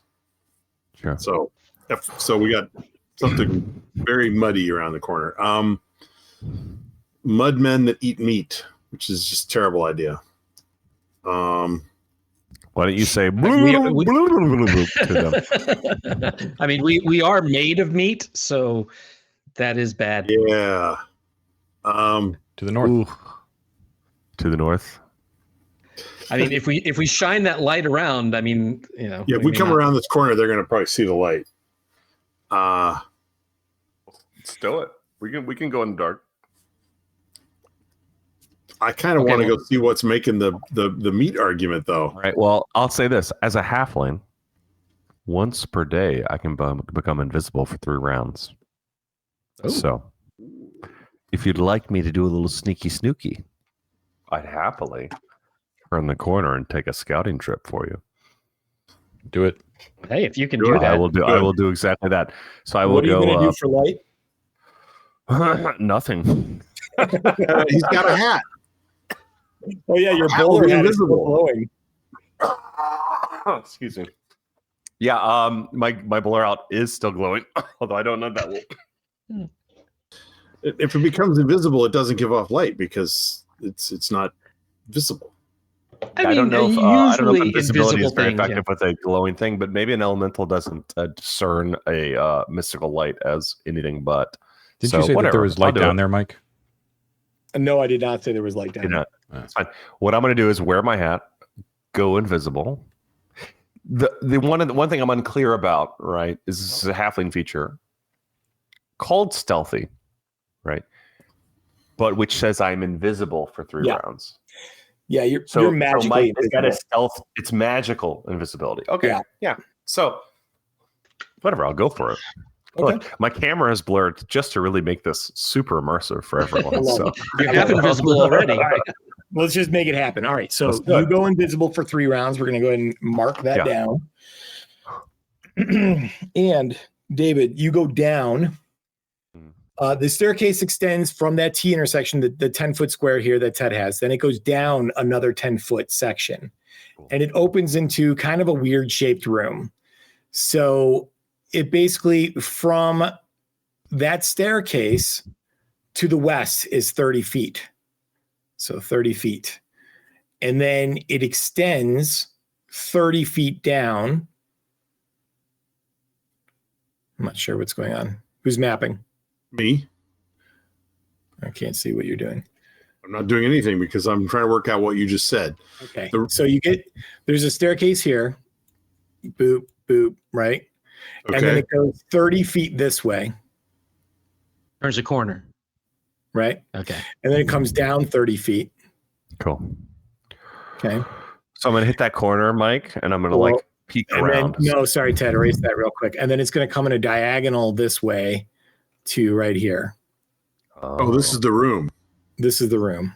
So it goes like that. Oh, Okay. And then 20 feet down. Okay. A weird shaped room. I don't know how you would describe that, but anyway, it doesn't really matter. So David, you get down to there, and what you see are 3 humanoids with slightly tinged purple skin fighting over what looks like waterlogged body remnants of humans. Ooh. They have various weapons on the floor next to them as they wrestle and fight over the choicest bits. Their heads are completely hairless. Their eyes glow, but not bright glow, but seem to have some sort of illumination to them, a slight dusky purple glow. Their mouths are beaked, but more like not a bird beak, more like an octopus's beak, with a series of small tentacles around their mouths. And they seem to be fighting over some choice bits of meat. Ted, I'm just going to go ahead and do this part because it's going to be 20, 30, 40, 50. Stretching away into the darkness down this way, Ted, you can fix my lines, is a pool of water. And here's another pool of water here. Do I have any sense of the depth of that pool? Is it just look like a dark? No, you can actually see very clearly because it's a shallow pool, because you see 3 more of those same figures basically lounging around inside of it as if it's like their barracks or their beds. You can see them kind of stretched out, some of them are face down, but then they move a little bit. So they're not dead. They're just relaxing. Okay. I'm going to turn around. Well, now they see the light come down with the glow, okay. right? They can't see it's coming from a bowler hat, but they all stop and they go, like this. And you can just see them basically clambering for their weapons. And they're absolutely terrified of whatever's coming down the stairs. They don't. What I'm going to say in my best mudman, as if I'm an auntie. You speak primordial? Haunting them, as if I'm an auntie haunting them for their past misdeeds. This is a real Jacob Marley moment. I'm going to go.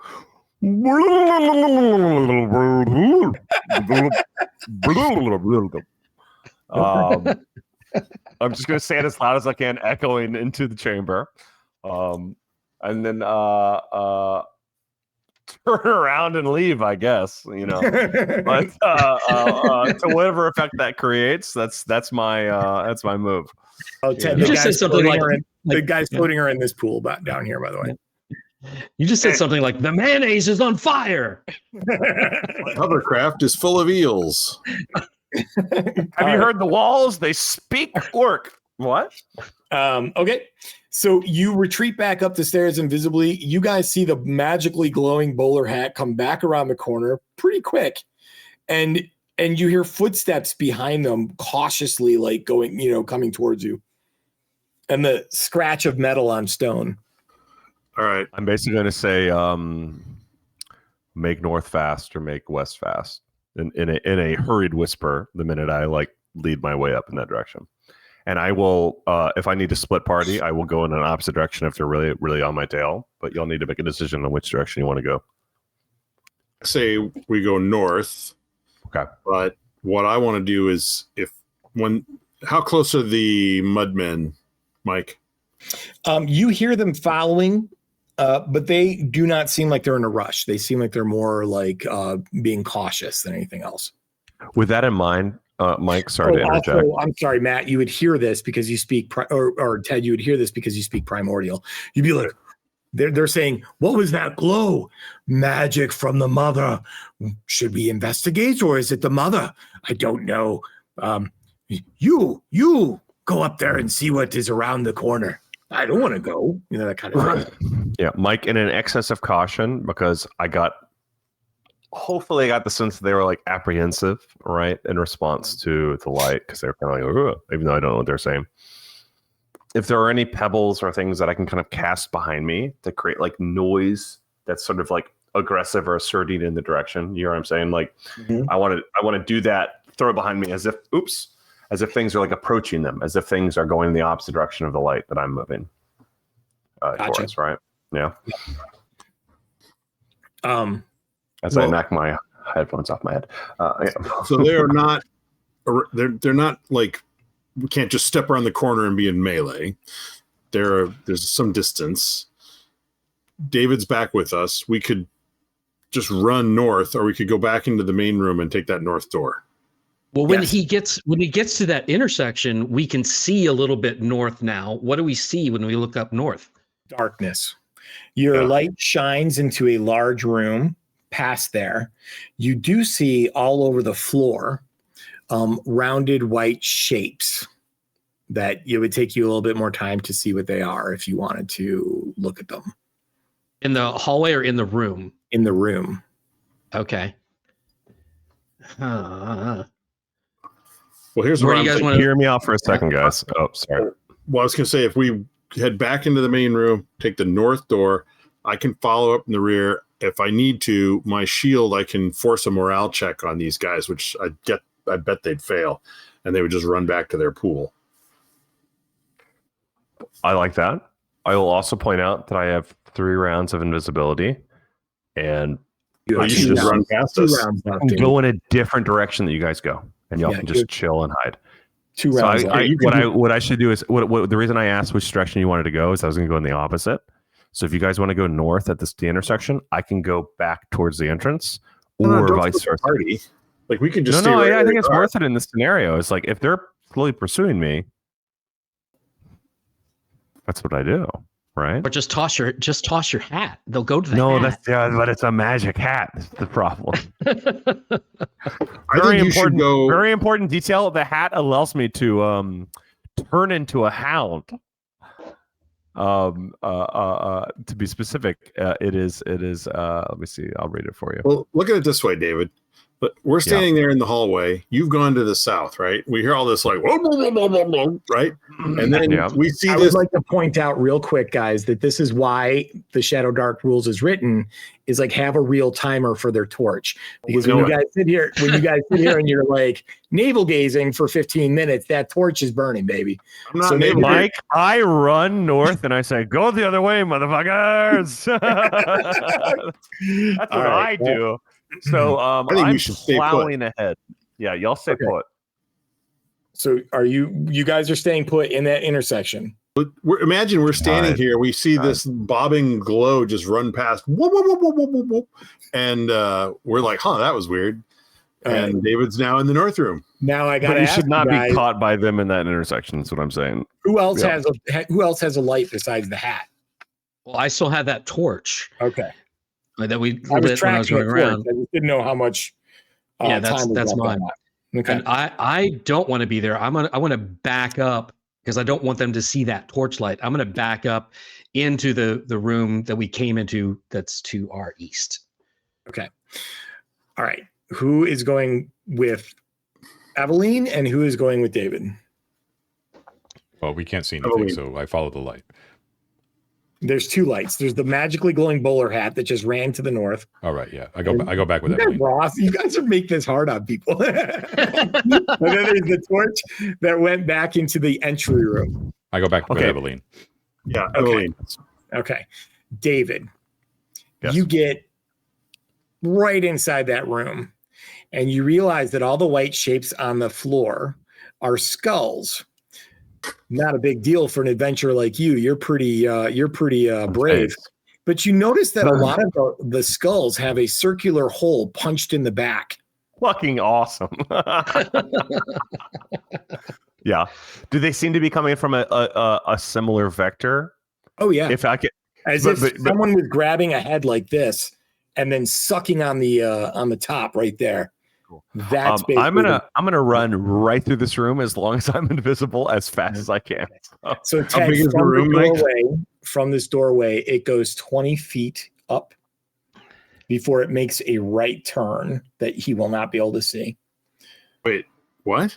How From big is this the room? thing, it comes 20 feet up to here. John, how do you describe this? I'm really bad at this.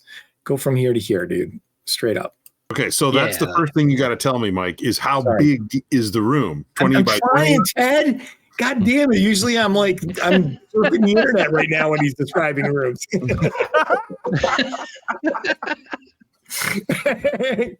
then the wall to the west stretches for 30 feet from the doorway. Why do you keep putting this line back? I didn't put it. I just haven't gotten rid of it yet. Okay. Okay, so we got a 20-foot tall room and a 40-foot wide room. 10 foot ceilings. Yeah. So it does that. Now, David, at the end of this 20-foot juncture right around here, it just disappears into the darkness. Sorry, Ted. No, it goes, you're right for the thing, and then it stretches north 50 feet. Oh. So like to here. Well, it's very big. Yeah, it's very big. And there's a 20-foot wall at the center of this room. No. So what I mean, though, David, is see this thing where my cursor is? Yeah. It turns to the right there. Yes. What I'm going to say is this, to make this really simple on us. I'm sprinting. Sure. Right. And I have a light source on my head. And the most probable path that I'm going to take is not going to be the 50-foot pathway to the left side of this room, but the one right in front of me. So I'm going to run right through north 20 feet. I'm going to hit that 30-foot mark. And if I hit a wall, I'm going to turn right down that pathway. You see the wall at that 50-foot mark going this way, all the way down to Okay. Okay. So I'm going to take a hard right turn. Right as you turn that corner, you see like a curtain stretched from here up to here, like across that 30-foot expanse. There is a curtain. I can't hear you. You're muted. I burst through the curtain and I say, the show is over. This isn't vaudeville. This is Pickles Brine Water. Okay. Keep going. Yeah. Okay. No, there's no going past this point. So you come up there and sitting at a table on a rickety chair is a figure who turns towards the light like this. Which side of the curtain? On the far side of the curtain right here, Ted, Okay. right where your cursor is, okay? The room stretches for another 50 feet long, Ted, and 30 feet high. So 30 feet north to south and 50 feet east to west there. Perfect. And there's a circular table right around here, covered in parchments and books and a candle. And facing you is a long, slender figure with a bald head, 4 tentacles that come down from his mouth, jet black orbular eyes that are almond shaped, but like at an angle up, wearing ornate robes. And he looks at you, and in your mind you hear, dinner has arrived. Take off thy silly chapeau.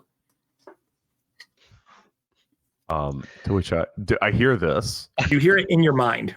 And I'm going to think, not speak. Dinner is just behind me, in fact.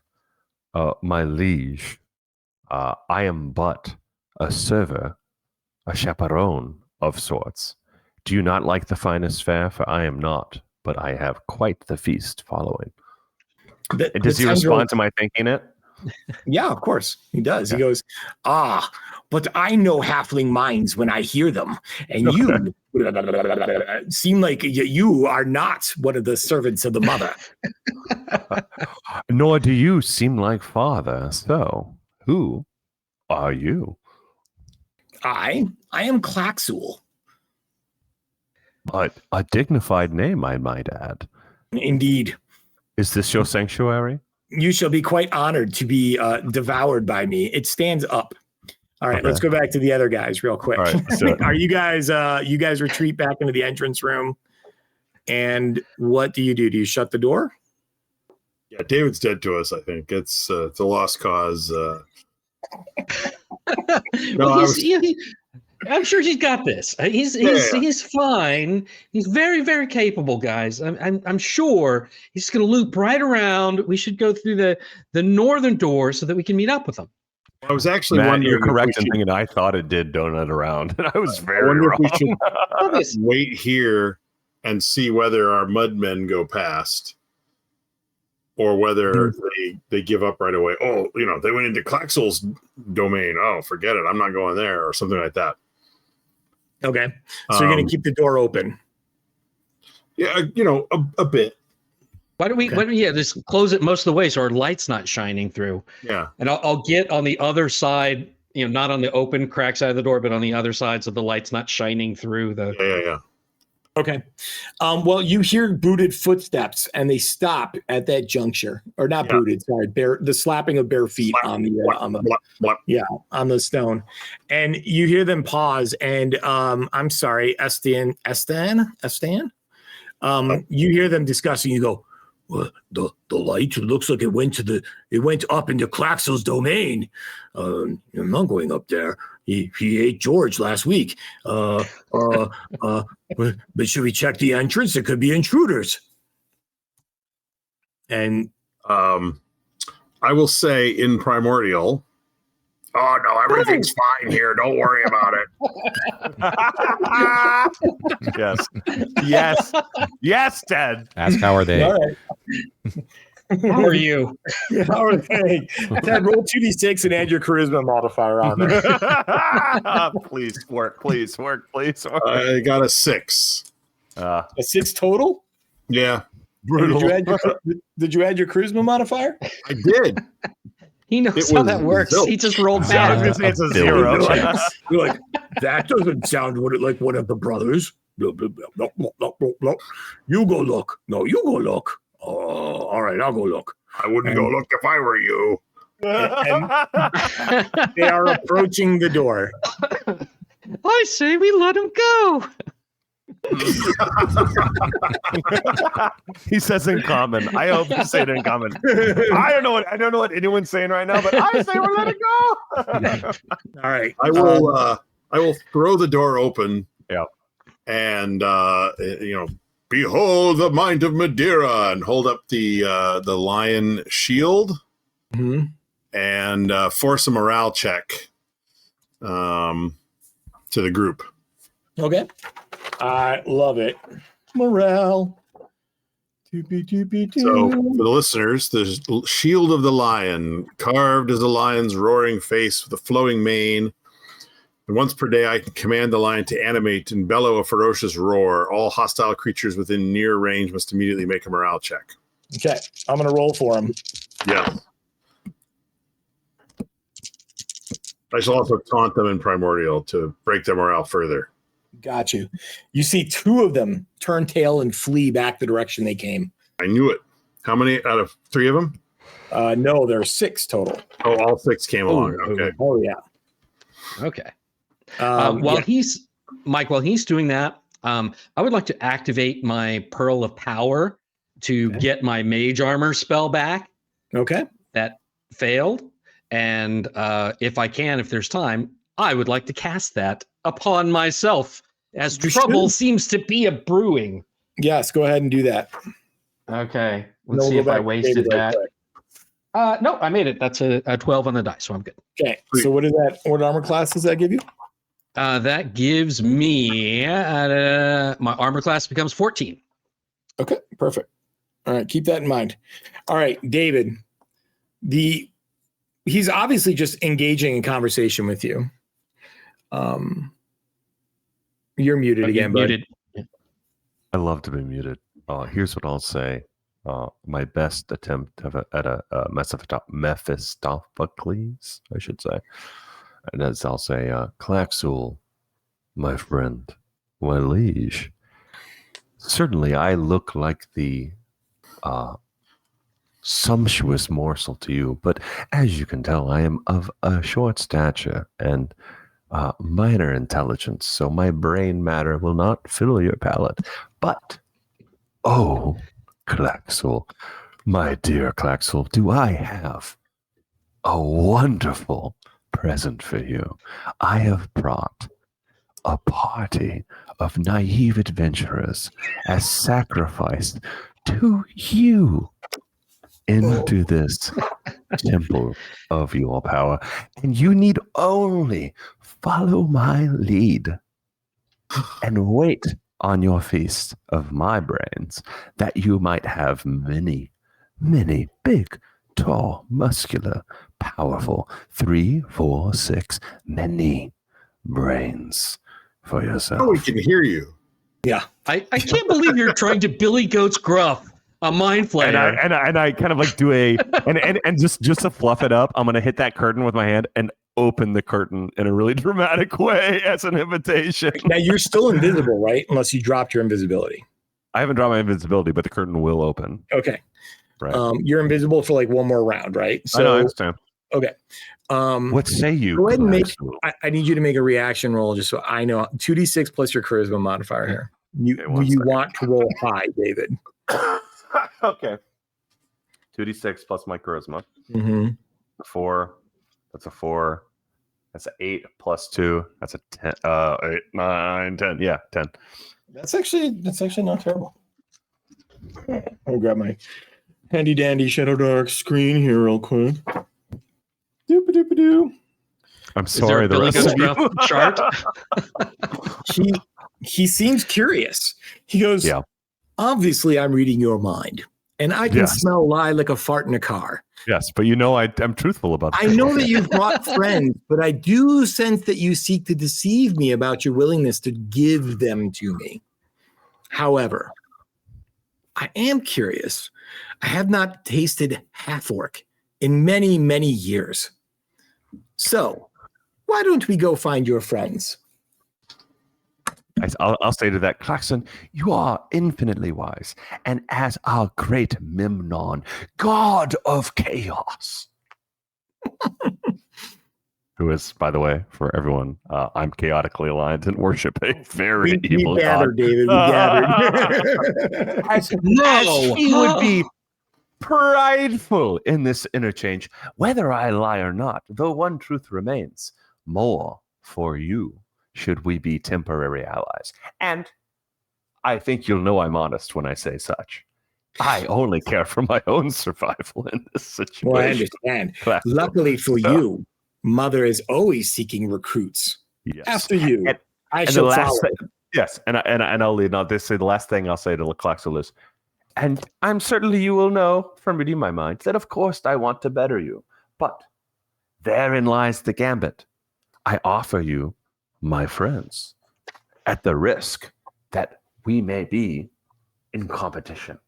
So maybe play chess, you know. And I'll lead on. Anyway, I'm being a jerk here. Right. Let's move on. Sorry. I think John's asleep right now. Sorry, John. He's willing to follow you. Yeah. You guys turn the corner, and at this point, your invisibility disappears, David. Yeah. And the guys in the rags with the weapons turn, and they're like, "Rah!" And then they see Claxel following behind you, and they're like, they bow. Yeah. And they back down into the room that they were in. Anyone peeping through that door, you see a light coming down the hallway towards that intersection, and you see the figures lit up, you know, as it approaches. And then they all seem to follow their fellows and flee back the way they came.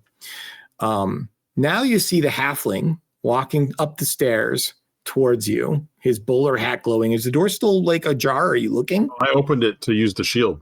Right. Okay. And you see the halfling gleefully leading a tall robed figure with tentacles coming down from his face.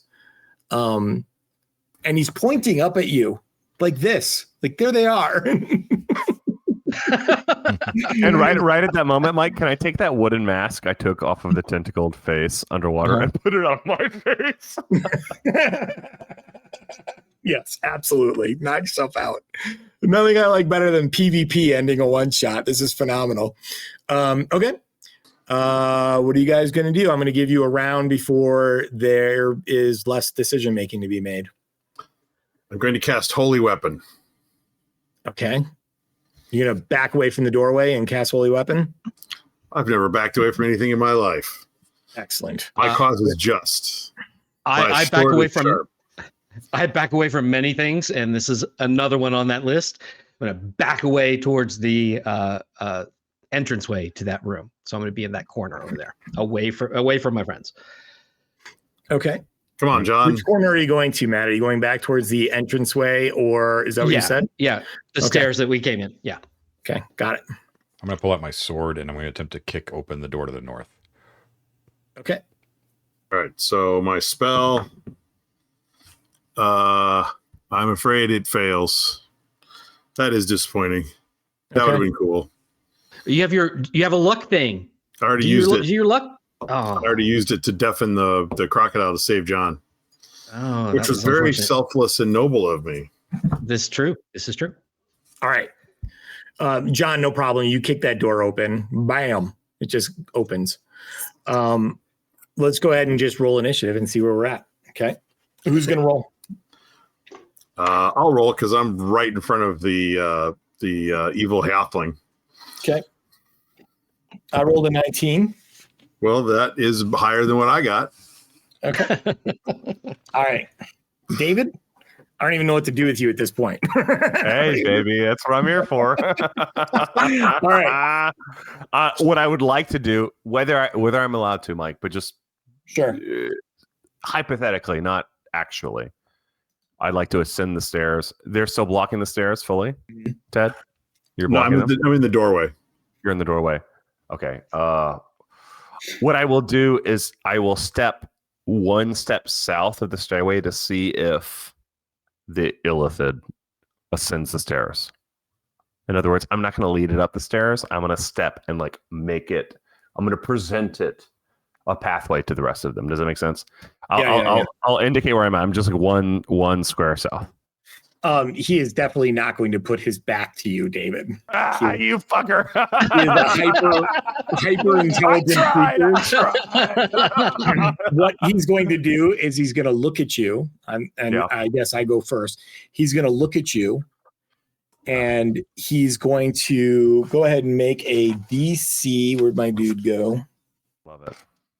Doopy-doopy-doo. Go ahead and make a DC 15 charisma check. All right. I'm sure that's going to go fine. I'm sure it'll go really well. Y'all are about to watch me die. All right, you ready? Wish me luck.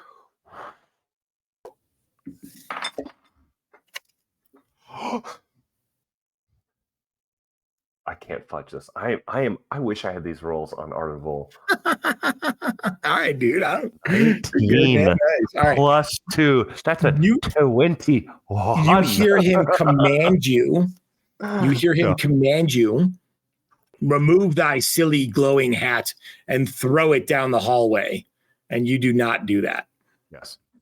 Okay. That's his round. Okay. Actually, can you hear me out for a second? Yeah. I hear him say that. Yeah. I resist. Bear with me here. I resist the actual temptation, but I feign being under his control, and I do what he asks, and I throw it down the hallway. Okay. Okay. So I'm going to take it off, and I'm going to throw it down the hallway. I do want to warn you, David. He can read the surface. He can read my mind. Yeah, so it doesn't matter. I can't fool this guy. Oh, that's true. I thought I was being really okay. Fine. Yeah, no, I don't. I just resist it. Yeah. Fair. Thank you, Mike, for being honest. Yeah. I was being smart there. No, you're very clever, but he does tell you, I mean, when you resist the mind control, you see his eyes narrow and he says, you are much more strong-willed than I gave credence to. Perhaps you will be a fine meal anyway. Thy light disturbs me and makes my stomach upset. I do not wish it to be here. So if you will seek to ally yourself with me, you will do what I ask, regardless of my mind control. I'm going to try something, and this is what I'm going to do. I'm going to say, I made my gambit clear. I am not your ally, nor will I ever be your ally. I only seek my survival. And inasmuch as I believe that you may kill the men that I came in here with, I need you to prove that you could. Else, our bargain is worthless. So, Okay. I stand here. If you attack me, they have advantage on you. Okay. Make your decision. I got it. And I'll just stand there and look at him. He gets your point. Okay. That was his turn, right? Yeah, so sure. now we're just going to go top of the round. John, you successfully kicked open the door on your turn. What are you doing? I look down the hallway or whatever's in that beyond the door. Gotcha.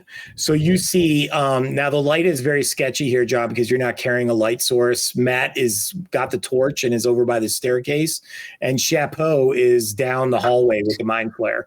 I'm sorry, due to this being Shadowdark, it's called a brain eater. But you get the impression that it is a hallway that stretches off and descends about 30 feet before making a right-hand turn. Okay, cool. I yell out that there is a staircase down here. Okay. Ted? The brain eater is not within melee range. I would have to move into the hallway, right? You would have to move into the hallway, correct? All right. David, you said you guys were at the bottom of the staircase, correct? In that western corridor? Yeah. Okay. In that case, I will say something unspeakably rude and primordial, shut the door, and run over to John. Okay. Gotcha. I'm going to run over that way as well, seeing my armored companions doing that. I'm going to run towards that northern door. Okay. Actually, John, we should have all just left. We should just leave and let the guy eat David. That's how this should end, really.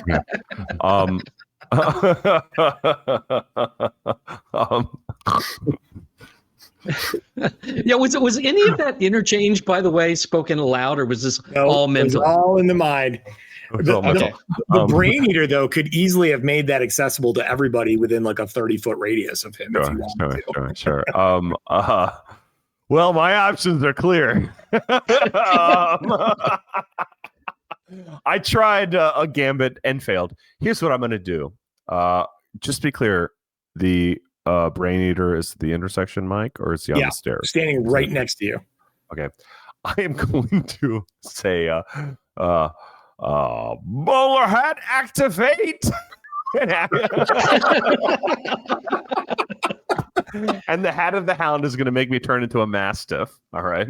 For 10 rounds. Right. Nobody wants to eat dog brains. Dog brains are the worst. And as a dog, I'm going to attempt, with no logic really attached to it, to sprint past him into the chamber he was in before and pray to the gods that I find some solution that can nullify this guy if I can get past him. So I don't know if that's I don't think there are attacks of opportunity in this, but maybe there's like no attacks of opportunity. But I'm also going to say normally going through the space of a foe requires a strength or dexterity check. Yeah, exactly. However, I am going to say that he is just so goddamn Scoobied by the whole thing. That you're like roll, and you go belting that past him. Okay. John, this is technically our quitting time, but are we just going to play for another half hour? It seems like it's kind of like the deal, right? We can, sure. Yep. Okay. I mean, I'm down. All right. Yeah. All right. So, David, you go sprinting around that corner. You end up back in his room. What are you doing as a dog? I'm going to that table he was at and looking at anything I can get my teeth on and tear to shreds. I'm going to do, as any dog owner will know, I'm going to take anything that looks precious and I'm going to go with it, basically. Just wreck anything I can find in hopes that there's some sort of, like magical attachment. I don't believe that's the case, but Okay. While you're in there, the light on your bowler hat goes out. Sure. He did have a candle lit in there, so there is still light. Okay. I'm going to snuff it. Oh, you are? Okay. I'm going to bite that candle and put it out. I'm just going to tell you that he has no problem seeing in the dark, but you do. Oh, maybe I won't. Okay. All right. Thank you for that handicap. Yeah. All right. So we're going to pause you for a minute, and then we're going to go to the other guys, okay? I love that we're playing one session, and you guys split the party on me. That's fantastic. No. You guys, nothing. I didn't split the party. I didn't split the party. David split the party. Look, I'm just trying to. Hey, listen. John did this for like 8 sessions with 3 parties going. All right. I'm just trying to keep the momentum going, guys. Listen, It's John, true. That is true. That is true. You guys John, get you're to in the that lead. corner. Hold on, guys. You guys get to that corner. You turn. There is another staircase. The corridor goes another 20 feet, Ted. And there is another staircase that goes down. And then it turns again to the right. So now it'll be heading south. And there is another staircase going down. Like so. The corridor goes that southern stretch of the corridor goes 30 feet before opening up into a larger area. Back in 2 seconds.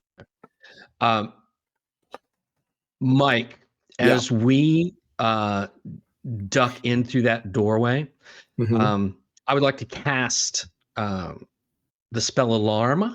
Okay. On that door. I want to know if anybody's chasing after us. So this spell will, if that brain eater or anybody else comes through that door after us, I will hear a little alarm bell in my head if I pass this DC 11 spell check.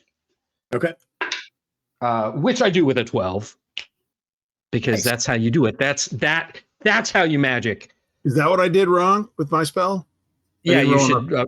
You should roll good numbers instead of bad. I forgot to roll the good numbers. That was what it was. Oh. When will I learn? Who's drawing lines? Why are you drawing lines, Mike? I'm just helping. Because honestly, dude, I don't know how John does it. He is like a scholar amongst men that he can just tell you what the room looks like, and you always get it. I don't understand. Well, we've only been practicing this for what 2.5, 3 years now. And a 20-foot door. Feel free to clean it up, Ted, and make it look pretty. 20-foot door. And there is a pool that stretches through the room like this. Okay. You guys burst down into that room. There is no activity in this room except for this shimmering pool and a 20-foot wide doorway to the south. Huh. That is there dry land to the door, or does he have to go through the pool to get to the door? No. There's like a 10-foot wide walkway all the way around the pool. The pool is lined with precious lapis lazuli and malachite tiles that if you were a contractor and you wanted to spend time taking them out, they would probably be worth 1 GP each. But there's literally probably like hundreds of them stretching around the pool. So this is like literally like a swimming pool or a fountain or something with tile work around the edge. Right? Exactly. Can we see down into it? How deep does it go? Yes, you can. The water itself goes. The still green water stretches down about 10 to 15 feet down. You see on the eastern wall a wide grate 10 feet under the water with water sloshing gently in and out. And you see undulating black forms inside the water. The cool kid pool. That's what we found. The grate is on the wall. It's in the pool, Ted. Yeah. Under the water, 10 feet down. But on the bottom or on a wall? On a wall. Oh, on the bottom, on the eastern wall. I'm sorry, on the eastern wall, not on the bottom. However, you're looking at that, Ted, and you see another right around this area here, another dark opening with no grate on it. Ooh. Like in the I like bottom? the door better. Yeah. Is the big doors to the south, is that actually doors, or is that an open passageway? No, they're shut, massive doors. Wood? Is there any writing on them or anywhere? You see the same kind of like stylistic, actually in like primordial.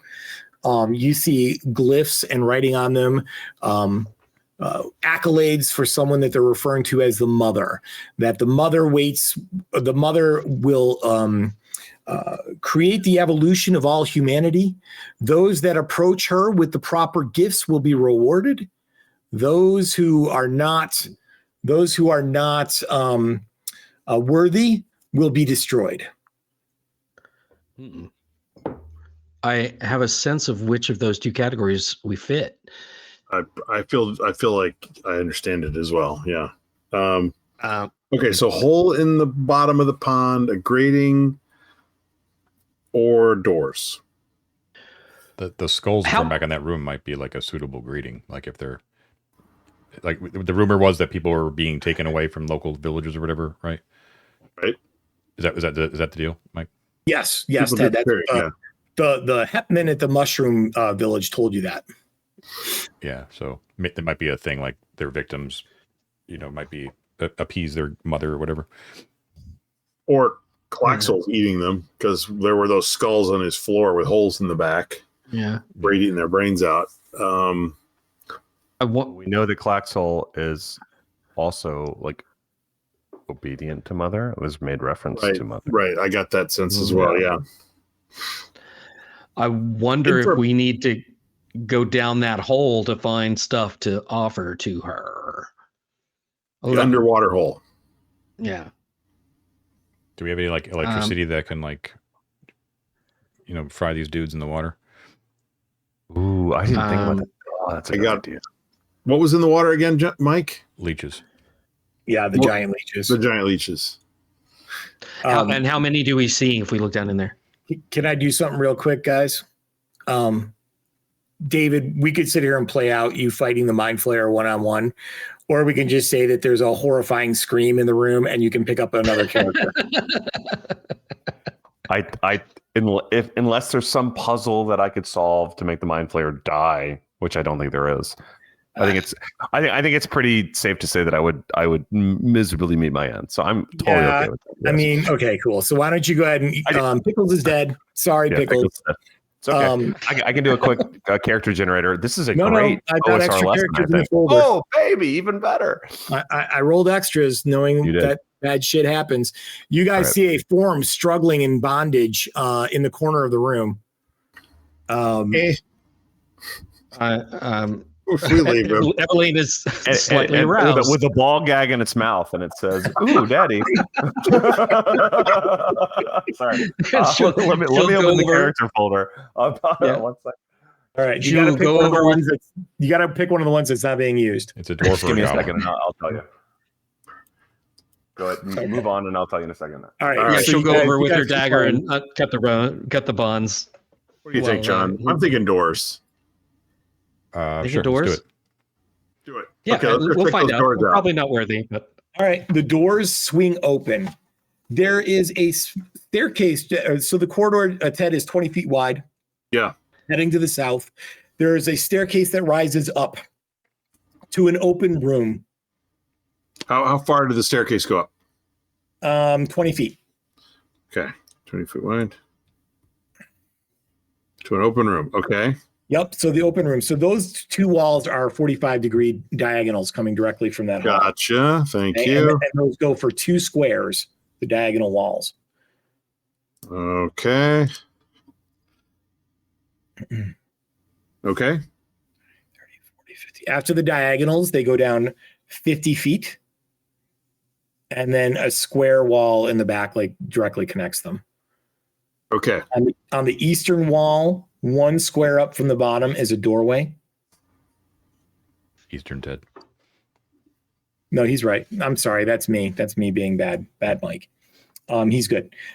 There is a massive statue at the back of the room, and 6 columns spaced evenly throughout the room.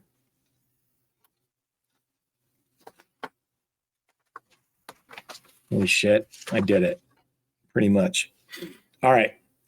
The sound in this room is muted, as if it's underwater. Your echoes disappear and sound tinny. The light seems to reflect oddly, as if it's shimmering, also underwater. You see 6 statues. The pillars, Ted, are actual statues. Doesn't matter. 6 statues that are identical to the woman that you saw at the bottom of the riverbank. Only these ones are not weathered, so you can see their robes in detail. They're also 12 feet high. Ooh. Okay. Conical shells and trilobites dot every inch. And the pillars just go to the ceiling, but they are identical to the one that you saw before. In the back, the massive statue is a 12-foot tall woman with a tentacled nautilus head, with the details worn smooth with age, and conical shells and trilobites dot every inch of the statue. Its hands are extended and cupped.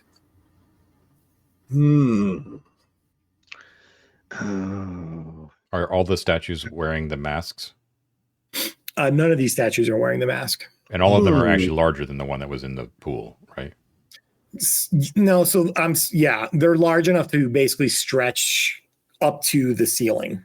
What I'm saying though is they depict the same woman, but they are not identical. It's not an identical statue, right? They're quite larger than the one that was in the pool, right? Yes. Yeah.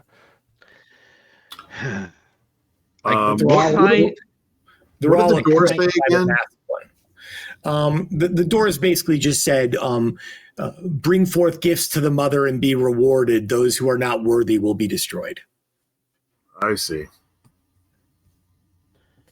That's why you were thinking skulls, John? Yeah, I was thinking maybe, I don't know. Like maybe Klaxul he sucks brains out and then they use the skulls as gifts. You know what I think would be a good gift is the necklace that we no longer have because our little thief. That would probably be a nice little gift. Yeah, the mask and the necklace both seem pertinent. Just so we're caught up, no one's playing Clarence Stonekeeper, correct? Right. It's the Dwarven fighter, right? Yep. Yes, Nobody. right. Because I don't want to do redundant priest with Ted. So Clarence Stonekeeper, he's been untied, and he's awake, and he doesn't know what the fuck is going on, and why these fools have woken him up. It's okay. It's okay. We're doing great. Everybody, just right next to you. Sorry, Matt. Go ahead. That's all right. Yeah, it's fine. It's fine. You're doing great. Your stuff's right here. We're just going through these doors right down here. Everything's gonna be good. You know what? I like to ride the lightning as my father taught me and his father before him, and I shall. In that case, can you climb up into the holding out hands of this statue here, please? And poop. That's not the gift I wanted. I don't have a gift. I don't know that we want to summon this goddess or wake up this statue, to be honest. Why don't we door in the west and see if we can find some stuff to give to her? Yep.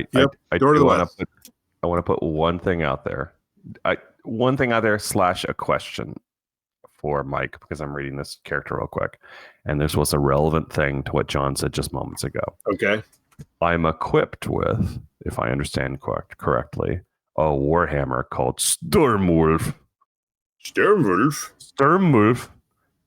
Legend says the great king fought a horde of orcs on a mountain during a great storm. Lightning struck and the ground fell in the orcs. Oh my god, I'm driving John crazy. I'm sorry. I'm getting too much into the whimsy of all this. Sorry. Lightning struck the ground, fell in the orcs, but the king was untouched. So I have a warhammer carved with wolves and lightning, and it has an electrical damage bonus. No. No, what it does is it's a +1 hammer. Okay. You take 1 less point of electrical damage. Oh, I Per misread die. all of that. So. You know, right? Per die. But the curse on it is that you would take 1 additional point of damage on water. Oh, the inverse of everything I wanted out of the scenario. So Drumroll is back in the shield. Sorry for wasting our time.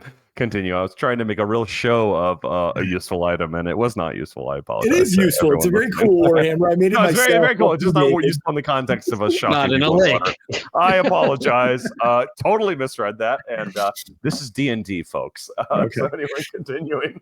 Reading comprehension. Hooked on Yes, phonics. Okay. Very little of it. Yeah. Okay. Continuing. All right. That's What are we doing? I want to check out that door to the west. Yeah. Okay.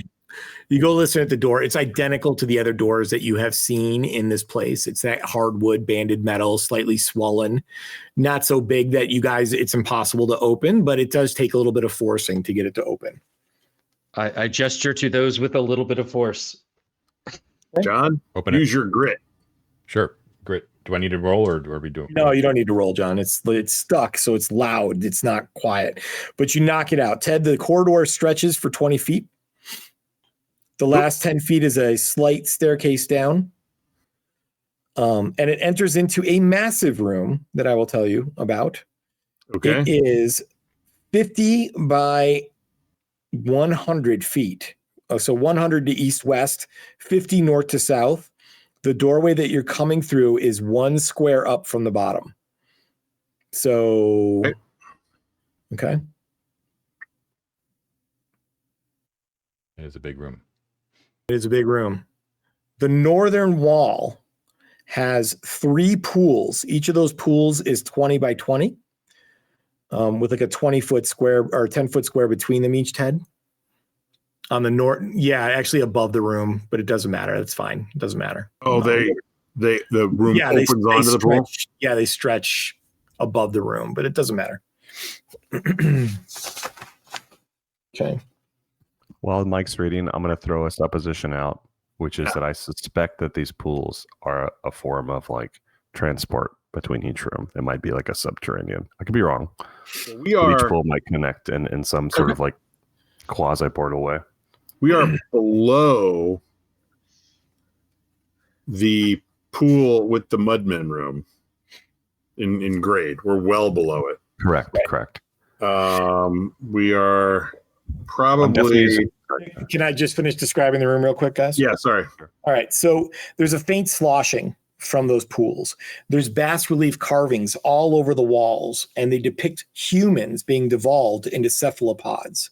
Oh, The 3 alcoves hold pools of cloudy water. Are you going to look at them? Absolutely. Okay. Well, is there anything else in the main room? First? Yes. Tied in the middle of the room against this wall is a human figure tied, hands and feet. Okay. See, that's important to know. Do they seem to be alive? Yes. Well, they're moving and they're, yes, they are, Matt. They're looking straight at you. And you hear moaning and grunting coming from them. I don't want to interrupt anything, but does this look like someone who might be from the fungus village or from somewhere else? It's not a mushroom man, but he's definitely a jungle villager of some sort, just by his clothes. So this is why we rush came, over, right? Yeah. I mean, Let's rush over and see what's up. Yep. I won't go. I won't go into the water. You can't make me. What happens in the water? What's that, John? What happens when they put you in the water? You become one of them. He grabs your tunic and he pulls you close. He goes, your teeth fall out and your hair falls out and you become beholden to a monster. And they keep chanting about some sort of mother. Have they mentioned what they offer to Mother? Treasure, whatever they can get from the villages. Aha. There you go. You guys gonna look in the room, look in the pools. I think we can cut this I'm going to person throw free. this out here. Yeah, I think we should. I'm going to throw this out here. Contrary to all adventuring instinct, we came in with a lot of goodies on us, which could be like the hammer I just went on a diatribe about. Is treasure, is an offering, is there value? Again, antithetical as it is to like being powerful adventurers, in offering the shit we have and seeing what happens. Yeah. Well, I mean, Is I'm that crazy? curious to see what happens, but You know what I mean? Like, I do know what you mean. But however, I'm thinking partly as Ted and partly as a lawful priest, I don't want to see her get summoned.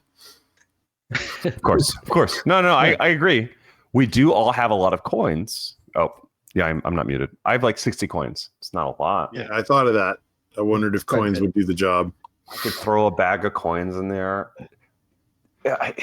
If we want to try to confront this thing, I don't know that we want to, but like, Well, I'm still curious what we can see in that water. Like hearing the warnings, I'm not going to go in. I'm going to be careful, but I do want to like take my staff, and in fact, you said it was like dark water.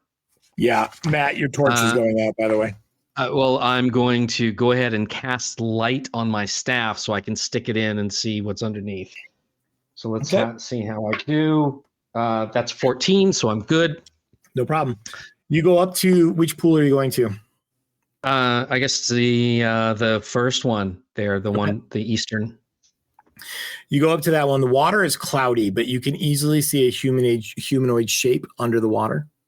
Still or moving? Still.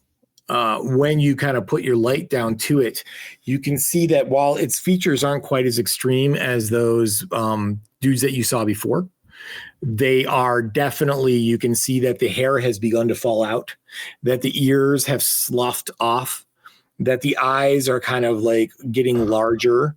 The nose seems to be melting away from the face. The teeth are gone, but you see some bony protuberances that are coming down from the mouth, and some little like wrinkles around the mouth that you suspect will at some point become tentacles. Sort of a gestation period. Yeah. I'll look over my shoulder. He seems to be telling the truth. There's one down in here. It seems to be changing. Can I take I have rope and a grappling hook. Can I combine those in a form of crude fishing hook and try to fish this body out before it completes the transformation? Yeah, absolutely. So I'm going to kind of try to get under an armpit or something like that and pull them out. Yeah, no problem. You can do that. Not a problem. You fish him out, and as he hits the air, he begins screaming and bellowing and saying in a mixture of both primordial and in common. You hear him saying things like, "No, I am with the mother. No, leave me be. No." And he's screaming so loud that it is echoing through the hallways. I want to say, sorry, go Ted. Well, I was gonna put a sword through his throat. Literally, what I was gonna try before we do that, just for a moment, to appeal to any humanity that might exist in this like transformation. No, he's, what? No, I assume so, but it's a gesture of goodwill. Be like, my dear friend, there's somewhere in this dark abyss that you still exist. Do you want us to free you from it? He may not respond to it. Flailing at you, David, and he seemed out of his mind. Yeah, I'll gesture at Ted. Yeah, I'll give him the plots right in the throat. Yeah, and he goes silent. I asked the prisoner if there's any difference between the three pools. No, when you look at the pools, both pools also have a figure in them. Okay. Yeah. Let's free that dude. I'm sorry, what was that, John? Let's free the dude. Okay. Yeah. He's free. He's pointing at him. He goes, "They were from my village. I was going to be next. To get out of here. This place is evil." Yeah, let's get out. Post haste. Let's go. Is there anything about this guy that doesn't jive with that story, Mike? I'm looking at is he on the level? He seems Good question. terrified. He seems terrified, Matt. He's wearing jungle clothes. You don't see any mark of mutation on him at all. And one thing that you can guarantee is that he is pants-shittingly scared. Can I do one more vetting check, though I think it's unnecessary? Can I just sort of like walk slowly behind him and see if there's a hole in the back of his skull? No, his head seems intact. His hair is thick. Look, this is the mission. Let's get him out. Yeah. Right. If nothing else, this is the job we came for. So backtrack to the main entrance. Yeah, let's take him out. right? I think that's worthy. All right. And Mike, alarm hasn't gone off. Nobody's been chasing us through these hallways, right? Not yet. Okay. Okay. I'm a little confused why Claxel is not more worried about us, but there you go. Do we want to? Well, he's full. He's eating. He's feasting on my last character, I think. I don't think he That's knows true. that we exist. Mike, I'm curious. I don't want to put any treasure in the hand of the goddess figure, but the treasure that they have given her must be somewhere. So I kind of want to search that statue for, like, does it have a secret compartment, or does it rotate off of us, hiding pit below it, or is there something behind it? Okay. By the way, the peasant that you rescued, his name is Jackal. Not as in the animal, roar, it's Jackal. He says it kind of like that. He tells you that his friends who are in the pools were made to put coins and gems into this hand of the statue, which then disappeared. Each of them got like a look of like wonder on their face, and then they marched willingly into the other room and went into the pools. That's awfully suspicious. I don't want to get in front of the statue then, and I certainly don't want to put anything in the hands. But I definitely want to search the statue base and behind it and so on. And following your lead, Ted, I want you to do that first. I don't want to take that moment from you. But knowing that we both have grappling hooks and ropes, pull it down. Is there any value in getting behind it and pulling it down before we? That was my next thought. Yeah, exactly, David. We might just that. Yeah. Okay. Try that. All right, Matt. No alarm has gone off. However, Okay. All of you, while you're quietly searching around the statue, from the western room, the one that you just came from, you hear a grinding sound of stone. Uh-oh. Interesting. I'm gonna peek. My staff is still glowing while these guys are roping up the statue. I'm gonna peek down that hallway. Okay. Peeking down the hallway, you don't see a lot, right? Because your staff only goes 30 feet. But as you're watching down that hallway, you see figures emerging from the darkness towards you with weapons drawn. I drink my potion of invisibility and become invisible. Invisible. All right. You tell everyone else what's happening? Then I run back into the room. Yes, we have some new friends coming. They're coming from that room. We should, I don't know, kill them or flee? We have about 3 minutes of time, Mike. Yep. And I was just going to say, we're going to actually stop it here. I don't know that we'll play this again. So we'll have to see how that works out. That's fun. That's all I got, man. That's if we awesome. do play again, we'll pick up right from where we are now, obviously. Sounds good. Pretty groovy, man. Very fun. Very fun. Okay. All right. We'll leave it there. So I hope everyone enjoyed that little peek into Shadowdark. Thank you for running, Mike. That was awesome. Thank you, Mike. Thank you, Mike. Thank you, Mike. It was fun. You guys have been watching 3D6 Down the Line, the most criminally underwashed actual play series on the internet. Please don't forget to like and subscribe. And if you have the wherewithal, please go check out our Patreon. We got a couple of extra bennies. Check out our Discord server. Check out our publication, Feats of Exploration. And thanks as always to all of our patrons, our explorers, delvers, and especially our conquerors. Ted, you had the pleasure this week. Yes, I do. And it is a pleasure because I am proud to say that we can finally welcome, instead of all these Matts, we now have a Ted. So, yes, exactly. Ted Gast. Thank you, Ted, for joining the ranks. Along with John Hooker, Kayla Ripley Wolf, Zachary Hall, Saps, Papa Bear, Zach Shiflett, Mercury 605, Ruben D. Collar, Dave Rosser Jr., Andrew, Dakota Nielsen, Cam, Stephen Quisenberry, Brad and Aiden, the Logan family, Kabrowskis, Chad Cartier, Magic Meat Machine, Tom Leary, Phil, Jeff Tokach, G Tokyo Time, Nick, Terry Barney, Eric Lawson, Mando NZ, Faisal, Theodore Gast. Oh, is that the same Ted Gast? It is, yeah. I think I probably forgot that. Okay. Yeah, well, he's in there twice. Good for you, Ted. Wow. Good job, Ted.